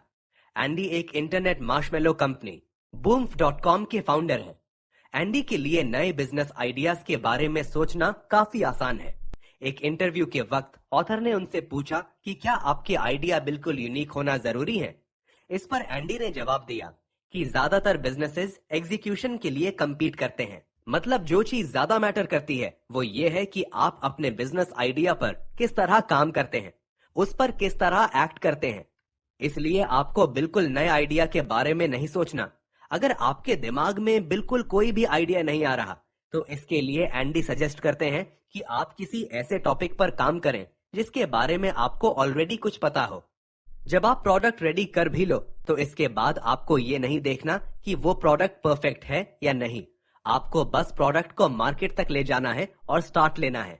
साथ ही एंडी ये भी कहते हैं कि आपको अपने आइडियाज अपने तक नहीं रखने चाहिए, बल्कि दूसरों के साथ शेयर करने चाहिए। हर उस इंसान के साथ अपने आइडियाज को शेयर करो जो उन्हें सुने, क्योंकि ज्यादातर लोग सिर्फ उन आइडियाज को सुनते ही हैं, उन्हें इम्प्लीमेंट नहीं करते। इसलिए अपने आइडियाज शेयर किया करो। Chapter 3, a journey of 1,000 miles. कहते हैं कि 1,000 माइल्स की जर्नी एक सिंगल स्टेप से शुरू होती है, लेकिन हम यहाँ कोई 1,000 माइल जर्नी नहीं कर रहे। हम 48 आवर्स में अपना बिजनेस स्टार्ट कर रहे हैं। तो इस जर्नी का स्टार्ट कुछ सिंपल स्टेप्स में होगा। हमने अपना बिजनेस आइडिया तो डिसाइड कर लिया है। नेक्स्ट आपको ये करना है कि आपको एक लिस्ट बनानी है उन टास्क्स की जो आपको करने की जरूरत है। जब आप उन टास्क्स की लिस्ट बना लेंगे, तो फिर आपको बिजनेस स्टार्ट करना काफी इजी और पॉसिबल लगेगा। To do list. अब ये तो आपको पता होगा कि आपकी लिस्ट में क्या टास्क्स आएंगे, क्योंकि हर किसी का बिजनेस आइडिया डिफरेंट होगा। ऑथर ने इस बुक में अपनी लिस्ट शेयर की है, जो मैं आपके साथ शेयर करता हूं, ताकि आपको थोड़ा आइडिया मिल जाए। ये लिस्ट आपको 2 दिनों में डिवाइड करनी है। डे 1 में वो काम लिखने हैं जो आप पहले दिन करेंगे, और डे 2 में वो काम जो आप दूसरे दिन करेंगे। ये रही ऑथर की लिस्ट। Day 1 task. अपने इंटरेस्ट्स लिखो। इस एरिया में होने वाली प्रॉब्लम्स को आइडेंटिफाई करो। कस्टमर से बात करो। कंपटीशन का प्राइस चेक करो। अपना प्राइस डिसाइड करो। और इसी तरह कई सारे टास्क्स जो ऑथर ने डे 1 में लिखे हैं। डे 1 में कुछ ऐसे टास्क्स भी हैं जो ऑथर ने ऑलरेडी कर लिए हैं, इसलिए उन टास्क्स पे उन्होंने क्रॉस लगा दिया है ताकि उन्हें सेटिस्फैक्शन मिले कि उन्होंने कुछ काम कर लिया है। डे 2 टास्क्स: किसी प्रिंट शॉप पे जाके लेबल डिजाइन्स प्रिंट करवाओ, फूड स्टाइलिस्ट को बुलाकर प्रोडक्ट का फोटो शूट करो, एक वेबसाइट बनाओ, सोशल मीडिया अकाउंट्स बनाओ, प्रोडक्ट की इमेजेस वेबसाइट पे अपलोड करो, ये पता करो कि सबसे पहले कस्टमर्स किस तरह आएंगे और अपना फर्स्ट ऑर्डर सेंड करो। जब आप भी अपने बिजनेस आइडिया को इसी तरह स्टेप्स में डिवाइड कर देंगे तो उन्हें फॉलो करना आपको काफी इजी लगेगा। आगे बुक में ऑथर ने अपने हर एक टास्क के बारे में बताया है कि उन्होंने ये टास्क कैसे किए, और मैं वो सब आपके साथ शेयर करने वाला हूं। टॉक टू अ कस्टमर: ये स्टेप इतना सिंपल और इजी है कि लोग इसे अक्सर भूल जाते हैं। हम कई बार कस्टमर्स के बारे में जानने की कोशिश करते हैं कि वो कौन है, उन्हें क्या चाहिए। बट अगर आपको बेस्ट आंसर्स चाहिए तो इसका एक तरीका ये है कि आप डायरेक्टली अपने कस्टमर्स के पास जाएं और उनसे बात करें, और फिर वो जो आपसे कहें आप वो अच्छे से सुनें। स्टीव जॉब्स ने एक बार कहा था कि उसके कस्टमर्स को ये पता ही नहीं था कि उन्हें क्या चाहिए, उस वक्त तक जब तक उसने खुद उन्हें वो चीज नहीं दिखाई। इसलिए अगर आप अपने कस्टमर्स के पास जाके उनसे डायरेक्टली पूछेंगे कि उन्हें क्या चाहिए, तो इससे आपको इतनी यूजफुल इंफॉर्मेशन नहीं मिलेगी। इंस्टेड आपके कस्टमर्स जो कर रहे हैं आपको वो देखना है। जैसे आप ये देख सकते हैं कि वो आपके किस कंपेटिटर के प्रोडक्ट्स बाय कर रहे हैं और क्यों बाय कर रहे हैं, वो कहाँ से बाय कर रहे हैं, उन्हें क्या प्रॉब्लम्स हैं, और इस तरह की चीजें जिससे आप कस्टमर्स के बारे में जान सको। आप किस तरह के क्वेश्चंस पूछोगे ये आपके प्रोडक्ट पे भी डिपेंड करता है। जैसे अगर आपके पास कोई ऐसा प्रोडक्ट है जो आप बिजनेसेस को सेल करने वाले हो, तो फिर ये देखो कि वो अपना प्रॉब्लम कैसे सॉल्व कर रहे हैं और ऐसी क्या चीज है जो उन्हें पसंद नहीं। इसलिए सबसे पहला स्टेप तो ये है कि आप कुछ कस्टमर्स ढूंढें और उनसे बात करें। ऑथर एक रिटेल प्रोडक्ट बना रहे थे, इसलिए उन्हें जरूरत थी कि वो रिटेल बायर्स के पास जाएं और उनसे प्रोडक्ट के बारे में पूछें। आस्क अ बायर: जब आप किसी कस्टमर के पास जाके अपने क्वेश्चंस के आंसर्स ढूंढो तो ये नहीं सोचना कि आपको हर चीज पता है। ऑथर सजेस्ट करते हैं कि आप अपने कस्टमर के साथ बिल्कुल ऑनेस्ट रहें। उन्हें बताएं कि आप क्या अचीव करना चाहते हैं और क्यों अचीव करना चाहते हैं, और फिर देखना कि वो आपकी कैसे हेल्प करते हैं। ये बहुत ज़रूरी है कि जब आपके कस्टमर्स आपको कोई बात बताएं तो आप उनकी बात सुनें और उसे सीरियसली लें। जैसे अगर सारे कस्टमर्स आपको किसी चीज़ का मना कर रहे हैं तो फिर वो नहीं करना। बहुत से एंटरप्रेन्योर्स ऐसे होते हैं जो किसी की नहीं सुनते। वो सिर्फ उन्हीं चीज़ों को सुनते हैं जो उनके आइडिया को स्ट्रांग बनाए, और जो बात उनके आइडिया के अगेंस्ट हो वो उसे इग्नोर कर देते हैं। कई बार तो ऐसा भी होता है कि वो किसी से पूछते भी नहीं हैं और बस उन्हें ऐसा लगता है कि उनका आइडिया बिल्कुल परफेक्ट है। जैसे ऑथर ने अपने जैम बिजनेस का एग्जाम्पल दिया था। जब ऑथर वेटरोज बायर के पास गए और उनसे जैम के बारे में पूछा तो उन्हें उस बायर ने बताया कि उनके लेबल्स, रेसिपीज, प्राइस, हर चीज गलत है, लेकिन उनका आइडिया अच्छा है। इसके बाद ऑथर ने लेबल्स बनाए, डिजाइनर के साथ काम किया, एक फैक्ट्री के साथ डील की, और फिर जब वो वापस गए तो अगेन उस बायर ने उन्हें मना कर दिया और उन्हें उनकी गलतियां बताई। बट ऑथर ने उस बायर के फीडबैक को इग्नोर नहीं किया और उन्होंने अपनी गलतियों को सही किया, और फिर वो थर्ड टाइम अगेन उनके पास गए, और फिर इसके बाद जाकर उस बायर ने यस कहा। ऑथर कहते हैं कि आपको कभी भी अपने बायर से फीडबैक लेते हुए नहीं डरना चाहिए। अब यहाँ पे ऑथर एक पॉरेज बिजनेस करना चाहते हैं और इसके लिए फीडबैक लेने के लिए वो एक लोकल ग्रोसरी स्टोर चले गए। वहां पे जाने के बाद ऑथर ने कुछ ग्रोसरीज खरीदी। वहां पे जो आदमी ऑथर को सर्व कर रहा था, ऑथर ने उससे नॉर्मली बात करना शुरू की और बातों बातों में उसे अपनी बात बताई। ऑथर ने उसे कहा, मैं एक पॉरेज ब्रांड पर काम कर रहा हूँ, शायद आप मुझे उनके बारे में कुछ बता सकें। आप भी यहाँ पर कुछ पॉरेजेस सेल करते हैं, क्या आपको वो पॉपुलर लगते हैं? उस आदमी को पॉरेज ओट्स में काफी इंटरेस्ट था और इसीलिए फिर वो आदमी ऑथर को वहां ले गया जहां उन्होंने पॉरेज ओट्स रखे हुए थे। फिर उस आदमी ने ऑथर से अपना ओपिनियन शेयर किया। उसने कहा कि ओट्स की पैकेजिंग अच्छी होनी चाहिए, ऐसी पैकेजिंग होनी चाहिए जो फौरन लोगों की नज़र में आए। फिर ऑथर ने उससे पूछा, अगर मैं कल कुछ प्रोडक्ट्स लेकर आऊं, वो भी अच्छी पैकिंग के साथ, तो क्या आप उसे अपने शेल्व्स पे ट्राई करेंगे? ये सुन के वो आदमी हैरान हुआ, क्योंकि उसे यकीन नहीं आ रहा था कि ऑथर एक ही दिन में प्रोडक्ट के साथ यहां आ जाएगा। बट उसने ऑथर से यस कह दिया। Call a customer. Next step ये है कि आपको कस्टमर्स को कॉल करना है और उनसे अपने प्रोडक्ट के बारे में पूछना है। अब आप सोच रहे होंगे कि हमें कस्टमर्स के नंबर कहाँ से मिलेंगे। तो मैं आपको बता दूं कि अगर आप गूगल पे सर्च करेंगे तो आपको ऐसी बहुत सी कंज्यूमर डेटा कंपनीज मिल जाएंगी जो आपको उन कंज्यूमर्स का डेटाबेस सेल करेंगी। वो आपको उनके phone numbers, email, home addresses और बहुत कुछ शेयर करेंगी। आपको बस ये मेक श्योर करना है कि आप जिस भी कंपनी से डेटाबेस बाय कर रहे हैं, वो कंपनी वो डेटा उन कंज्यूमर्स की परमिशन से शेयर कर रही हो। आप चाहो तो स्टार्ट में वो डेटा फ्री में भी ले सकते हो, ताकि आप उनका डेटा टेस्ट कर सको। और एक बार जब आपका बिजनेस चलने लगे, तो इसके बाद फिर आप वो डेटा बाय कर सकते हो। अब आता है वो पार्ट जो किसी को पसंद नहीं होता, और वो है अपने पोटेंशियल कस्टमर को कॉल करना और फिर उनसे अपने आइडिया के बारे में पूछना। ऑथर कहते हैं कि अगर आप उनसे फोन पे कहो कि आपको उनकी हेल्प चाहिए, तो वो लोग आपकी जरूर हेल्प करेंगे, क्योंकि ये हमारी ह्यूमन नेचर है कि हम लोग दूसरों की हेल्प करने के लिए हमेशा तैयार रहते हैं, स्पेशली उस वक्त जब कोई हमसे फ्रेंडली रहे। एक बार ऑथर एक प्रोडक्ट पे काम कर रहे थे। वो बेसिकली एक हेल्दी फूड डिलीवरी कंपनी थी और उन्होंने ये सर्विस बड़ी एज के लोगों के लिए बनाई थी। लेकिन बाद में ऑथर ने ये सर्विस स्टार्ट की ही नहीं, क्योंकि जब उन्होंने कॉल करके उन कंज्यूमर्स से बात की, तो उन्हें पता चला कि हर कस्टमर की नीड्स बहुत ज़्यादा डिफरेंट हैं। उन्होंने जितने भी लोगों से बात की, उन सब की रिक्वायरमेंट्स डिफरेंट थी, और इसी वजह से वो बिजनेस काफ़ी ज़्यादा कॉम्प्लिकेटेड लग रहा था, और इसीलिए उन्होंने वो बिजनेस स्टार्ट नहीं किया। ये एग्जाम्पल मैं आपको इसलिए बता रहा हूँ क्योंकि जब आप अपने पोटेंशियल कस्टमर्स को कॉल करेंगे, तो हो सकता है आपको भी कुछ ऐसी बातें पता चलें जो आपने सोची भी ना हो। और अगर ऐसी सिचुएशन में आपको भी अपना आइडिया छोड़ना पड़े, तो आप वो आइडिया छोड़ देना और किसी नए आइडिया पर काम करना। जब आप उन कंज्यूमर्स से बात करो, तो आपको ये चीजें पता करनी है। Number one, what do they think of your idea. सबसे पहले तो आपको ये जानना है कि वो आपके आइडिया के बारे में क्या सोचते हैं, और आपको ये मेक श्योर करना है कि वो आपको अपना ऑनेस्ट फीडबैक दें। उन्हें बताओ कि आपके आइडिया में जो भी चीज़ें गलत हैं, आप उनके बारे में जानना चाहते हो। आप उनसे ये भी पूछ सकते हो कि अगर वो मार्केट में होते तो कैसा प्रोडक्ट बनाते।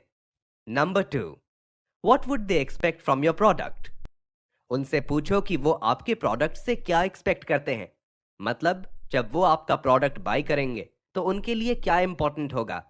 Number three, what other types of products do they buy. पता करो कि वो और कौन से प्रोडक्ट्स बाय करते हैं। पता करो कि आपके ऐसे कौन से कंपेटिटर्स हैं जिनके वो प्रोडक्ट्स बाय करते हैं, और उनसे ये भी पूछा करो कि वो क्यों उन प्रोडक्ट्स को बाय करते हैं। क्या वो उस प्रोडक्ट को किसी फ्रेंड को रेकमेंड करेंगे। और इसी तरह आपको ज़्यादा से ज़्यादा इन्फॉर्मेशन लेनी है। कई बार उन्हें ये पता भी नहीं होगा कि वो क्यों वो प्रोडक्ट्स बाय करते हैं। बट ये क्वेश्चंस आप इसलिए पूछ रहे हो ताकि आपको पता चले कि आपके कंपेटिटर्स ऐसा कौन सा काम कर रहे हैं जिसकी वजह से लोग उनके प्रोडक्ट्स को खरीद रहे हैं। जब आप उन कंज्यूमर्स के इंटरव्यू लो, तो ये भी मेक श्योर करना कि आपकी टोन सही हो। आपको उनके सामने जिद्दी नहीं बनना, बल्कि उनकी एडवाइस लेनी है। जब आप इसी तरह कई सारे इंटरव्यूज ले लोगे, तो आपको काफ़ी इन्फॉर्मेशन मिल जाएगी और आपको पता चलेगा कि आपके प्रोडक्ट में क्या क्या चीज़ें होनी चाहिए। अगर आपको और ज़्यादा इन्फॉर्मेशन चाहिए हो, तो आप और ज़्यादा कॉल्स कर सकते हो। The competition. हर बिजनेस में कोई ना कोई कंपेटिटर्स तो होते ही हैं।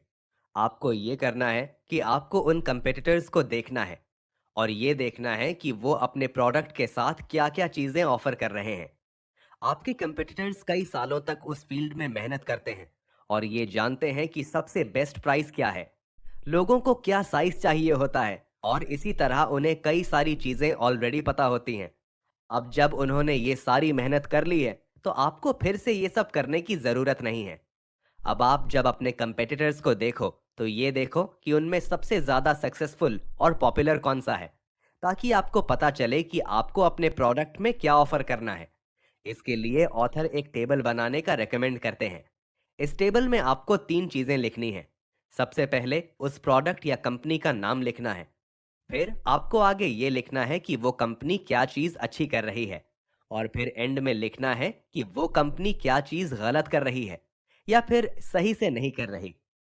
ये करने से आपको पता चलेगा कि आपके कंपेटिटर्स कैसे इतना आगे निकल गए हैं और किन चीजों ने उन्हें रोका हुआ है। ऑथर ने जब अपने ओट बिजनेस के लिए ये एक्सरसाइज की तो उन्हें पता चला कि जो सक्सेसफुल ओट ब्रांड्स हैं उनके पैकेजेस का वेट 300 टू 500 ग्राम्स होता है। ये स्मॉल वेट इसलिए रखा जाता है ताकि वो अपने प्रोडक्ट के लिए एक सही प्राइस रख सकें। ऑथर कहते हैं कि उनके पास एक अपॉर्चुनिटी थी कि वो एक हेल्दी और टेस्टी प्रोडक्ट बनाएं जो कि लीडिंग ब्रांड्स नहीं कर रहे थे। Ask an expert. ऑथर एक चीज में बहुत ज्यादा मानते हैं और वो ये कि आप एक्सपर्ट से सीखा करो, मतलब उन लोगों से जिन्हें ऑलरेडी इस चीज में एक्सपीरियंस हो। ऑथर कहते हैं कि जब आप इन सक्सेसफुल एंटरप्रेन्योर्स से एडवाइस लोगे तो आप काफी हैरान होगे कि वो आपकी कैसे हेल्प करते हैं। ऑथर ने जब अपना जैम बिजनेस शुरू किया था तो उन्हें भी काफी सारे सवालों के जवाब चाहिए थे। अब उनके पेरेंट्स बहुत सपोर्टिव थे, बट वो कोई एंटरप्रेन्योर्स नहीं थे और उनके पास कई सारे सवालों के जवाब भी नहीं थे। इसलिए फिर उनके पेरेंट्स ने अपने नेबर से पूछा कि क्या वो किसी एंटरप्रेन्योर को जानते हैं। तो उनके एक नेबर ने एक एंटरप्रेन्योर का बताया जिसका नाम था केविन डॉरन। फिर कुछ ही टाइम बाद ऑथर केविन से मिले और उनकी दोस्ती हो गई। केविन ने भी एक सक्सेसफुल बिजनेस स्टार्ट किया था और अपने फूड प्रोडक्ट्स सुपरमार्केट्स में सेल किए थे। जब ऑथर ने उसे अपने सुपर जैम के आइडिया के बारे में बताया तो केविन ने ऑथर की काफी हेल्प की और उसने काफी सारी नॉलेज शेयर की। जब आपके पास भी इसी तरह कोई मेंटोर होगा तो वो भी आपके साथ इसी तरह नॉलेज शेयर करेगा।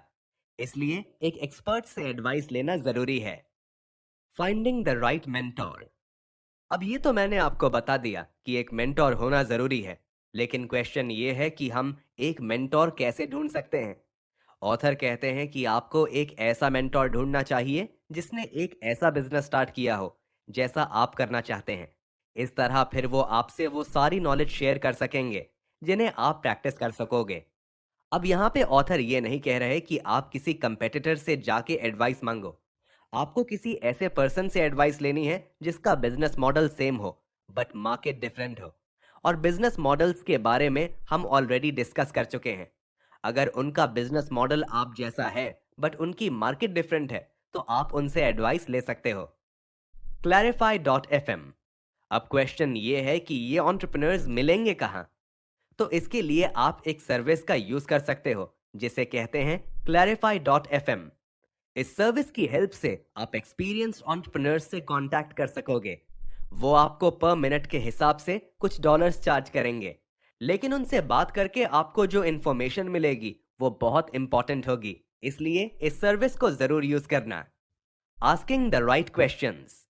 अब ये तो हमने डिस्कस कर लिया कि मेंटोर से बात करना कितना इंपॉर्टेंट है, लेकिन आपको ये भी मेक श्योर करना है कि जब आप उनसे बात करो तो वो टाइम आपको प्रोडक्टिवली यूज करना है।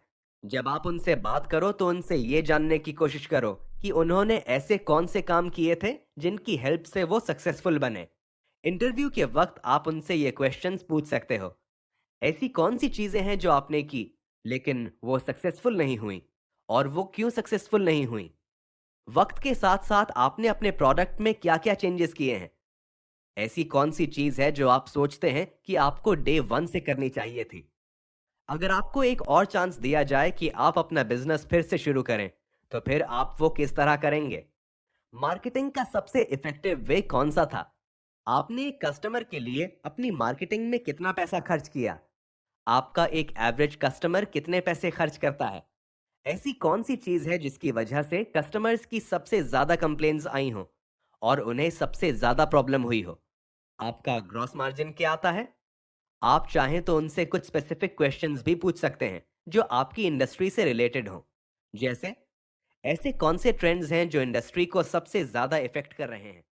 आपके हिसाब में कौन सी कंपनीज अच्छा काम कर रही हैं और कौन सी अच्छा काम नहीं कर रही। मुझे कौन से ब्लॉग्स पढ़ने चाहिए। और इसी तरह के क्वेश्चंस आप उनसे पूछ सकते हैं। आपको ऐसे क्वेश्चंस पूछने हैं जिनसे आपको पता चले कि उन्होंने अपने करियर में क्या एक्शंस लिए थे, उनकी लाइफ में क्या सक्सेसेस एंड फेलियर्स आए, और वो कौन से प्लान पर काम कर रहे हैं। हमें बस ये फाइंड आउट करना है कि उनके लिए क्या चीज़ें काम करें, और हमें भी उन्हीं कॉन्सेप्ट्स को फॉलो करना है। Beef up your idea. जब ऑथर ने सारी रिसर्च कर ली और अपने पोटेंशियल कस्टमर्स के इंटरव्यूज ले लिए, इसके बाद अब उन्हें पता है कि उनका प्रोडक्ट कैसा होना चाहिए। और जब आप ये प्रोसेस करेंगे तो आपको भी कई सारी चीज़ों का पता चलेगा। अब आपने करना ये है कि आपने अपने आइडिया में चेंजेस लाने हैं और उसे इम्प्रूव करना है। जैसे जैसे आपको नया फीडबैक और इन्फॉर्मेशन मिलती जाए, वैसे वैसे आपको अपने आइडिया में चेंजेस लाने हैं। जब आप अपने आइडिया को डेवलप करोगे तो आप चाह रहे होगे कि आप कोई बिल्कुल ही डिफरेंट प्रोडक्ट बनाओ जो आपके कंपटीशन ने कभी ना बनाया हो। बट ऑथर कहते हैं कि ऐसा नहीं करना। आप चाहो तो अपने आइडिया को डेवलप करके उसमें कुछ चीजें चेंज कर सकते हो, बट उसे कंप्लीटली चेंज नहीं कर देना, वरना आपके कस्टमर्स कंफ्यूज हो जाएंगे। The 4 P's। इस बुक में हमने अपने बिजनेस आइडिया के बारे में काफी कुछ सीखा है, और इस चैप्टर में ऑथर ने हमें एक चेकलिस्ट दी है जिसे 4 P's कहते हैं। इस चेकलिस्ट की हेल्प से आप अपने आइडिया को ठीक से डिफाइन कर सकेंगे। First P, product. What am I selling? मतलब आप क्या बेच रहे हो। एग्जाम्पल, ऑथर पॉरेज ओट्स बेच रहे हैं जो कि अच्छी पैकिंग में होंगे, साथ ही वो हेल्दी भी होंगे और खाने में अच्छे भी होंगे। Second P, promotion. How will I let my customers know I exist? मतलब आप अपने प्रोडक्ट को कैसे प्रमोट करोगे, उन्हें कैसे अपने कस्टमर्स तक पहुंचाओगे। आगे जाके हम इस बुक में प्रमोशन करने के कई सारे वेज डिस्कस करेंगे, बट अभी के लिए आपको थोड़ा आइडिया होना चाहिए कि आप अपना प्रोडक्ट कैसे प्रमोट करोगे। Third P, place. Where will my customers find me? फिर ये डिसाइड करो कि आपके कस्टमर्स आपको कहाँ ढूंढेंगे, मतलब उनको आपका प्रोडक्ट कहाँ मिलेगा। जैसे ऑथर के केस में वो अपना प्रोडक्ट सुपरमार्केट्स में सेल करेंगे, और जिन लोगों को सुपरमार्केट्स में नहीं भी मिलेगा वो डायरेक्टली वेबसाइट पे ऑर्डर कर सकते हैं। Fourth P, price. लास्ट काम आपने ये करना है कि आपको अपने प्रोडक्ट का प्राइस डिसाइड करना है। अब ये चीज आपको बहुत ज्यादा सिंपल लग रही होगी, बट ऑथर कहते हैं कि सही प्राइस डिसाइड करना बहुत इंपॉर्टेंट है। 20th सेंचुरी में जो सक्सेसफुल कंपनीज थी, जैसे मैकडॉनल्ड्स, केलॉग्स, हाइंस, ये ऐसे प्रोडक्ट्स बनाते थे जो हर कोई खरीद सके। ना ये कोई ऐसे प्रोडक्ट्स बनाते थे जो बहुत ज़्यादा चीप हों, और ना ही ये कोई ऐसे प्रोडक्ट्स बनाते थे जो बहुत ज़्यादा एक्सपेंसिव हों। लेकिन अगर अभी 21st सेंचुरी की बात करें तो अब टाइम थोड़ा बदल गया है। आज के टाइम पे जो सक्सेसफुल कंपनीज हैं वो या तो बहुत ज़्यादा एक्सपेंसिव प्रोडक्ट्स रखते हैं या फिर बहुत ज़्यादा चीप प्रोडक्ट्स। और जो कंपनीज बीच के प्राइस रखती हैं वो आज के टाइम पे इतना अच्छा परफॉर्म नहीं कर रही। अगर आप आज के टाइम की सक्सेसफुल कंपनीज को देखें तो वो यही कर रहे हैं, या तो उनके प्रोडक्ट्स बहुत ज़्यादा चीप हैं या फिर बहुत ज़्यादा एक्सपेंसिव। जैसे आज के टाइम पे Amazon, Uber, Primark, पाउंडलैंड, ये कंपनीज काफ़ी सक्सेसफुल हैं और इन कंपनीज के प्रोडक्ट्स एंड सर्विसेज बहुत ही चीप हैं। दूसरी तरफ ऐसी भी कंपनीज हैं जो बहुत ज्यादा एक्सपेंसिव हैं और सक्सेसफुल हैं, जैसे एप्पल, ईसॉप, टेस्ला। ये ऐसी कंपनीज हैं जिनके प्रोडक्ट्स काफी एक्सपेंसिव हैं। ये वो कंपनीज हैं जिनके अंदर इतनी हिम्मत थी कि इन्होंने अपने कंपेटिटर्स से ज्यादा एक्सपेंसिव प्रोडक्ट्स बनाए। जब आप सबसे ज्यादा एक्सपेंसिव प्रोडक्ट बनाते हो तो आप कस्टमर्स से कह रहे होते हो कि हमारा प्रोडक्ट सबसे अच्छा है। और इसके अलावा जब आप एक्सपेंसिव प्रोडक्ट्स बनाते हो तो आप प्रॉफिट मार्जिन भी ज़्यादा अर्न कर सकते हो, जिससे फिर आप ज़्यादा मार्केटिंग कर सकते हो और अपने प्रोडक्ट को भी बेटर बना सकते हो। दुनिया में रिच और पुअर दोनों ही लोग हैं। पुअर की पॉपुलेशन भी बढ़ रही है जिनका बजट थोड़ा टाइट है, और दूसरी तरफ रिच कंज्यूमर्स की पॉपुलेशन भी बढ़ रही है। इसलिए आप दोनों में से कोई भी पाथ चूज कर सकते हो। या तो आप चीप प्रोडक्ट्स बना सकते हो या फिर आप सबसे ज़्यादा एक्सपेंसिव प्रोडक्ट्स बना सकते हो। बस ये याद रखना कि आपने बीच में नहीं रहना। अब ऑथर ओट्स का बिजनेस कर रहे थे और उन्होंने डिसाइड किया कि वो सबसे एक्सपेंसिव प्रोडक्ट बनाएंगे। अभी जो ओट्स का प्रोडक्ट सबसे ज्यादा एक्सपेंसिव है वो है नेचर्स पाथ, जो कि डिफरेंट फ्लेवर्स में मिल रहा था, और इस प्रोडक्ट का प्राइस है 1.12 पाउंड्स पर 100 ग्राम। ऑथर चाहते थे कि उनके प्रोडक्ट का प्राइस इससे 10% ज्यादा हो, और उन्होंने डिसाइड किया कि उनका प्राइस 3 पाउंड्स पर पैक होगा। इस हिसाब से उन्हें पर pack 250 grams of oats pack करने होंगे। अब मेन क्वेश्चन ये है कि क्या कोई इतने ज्यादा प्राइस पर प्रॉफिट कमा सकता है? और अगर इस प्राइस में प्रोडक्ट सेल नहीं होगा तो फिर ऑथर को अपने बिजनेस मॉडल में या फिर अपने प्रोडक्ट में चेंजेस करनी होंगी। ऑथर अपना प्रोडक्ट स्टोर्स में और डायरेक्टली वेबसाइट के थ्रू सेल करना चाहते थे,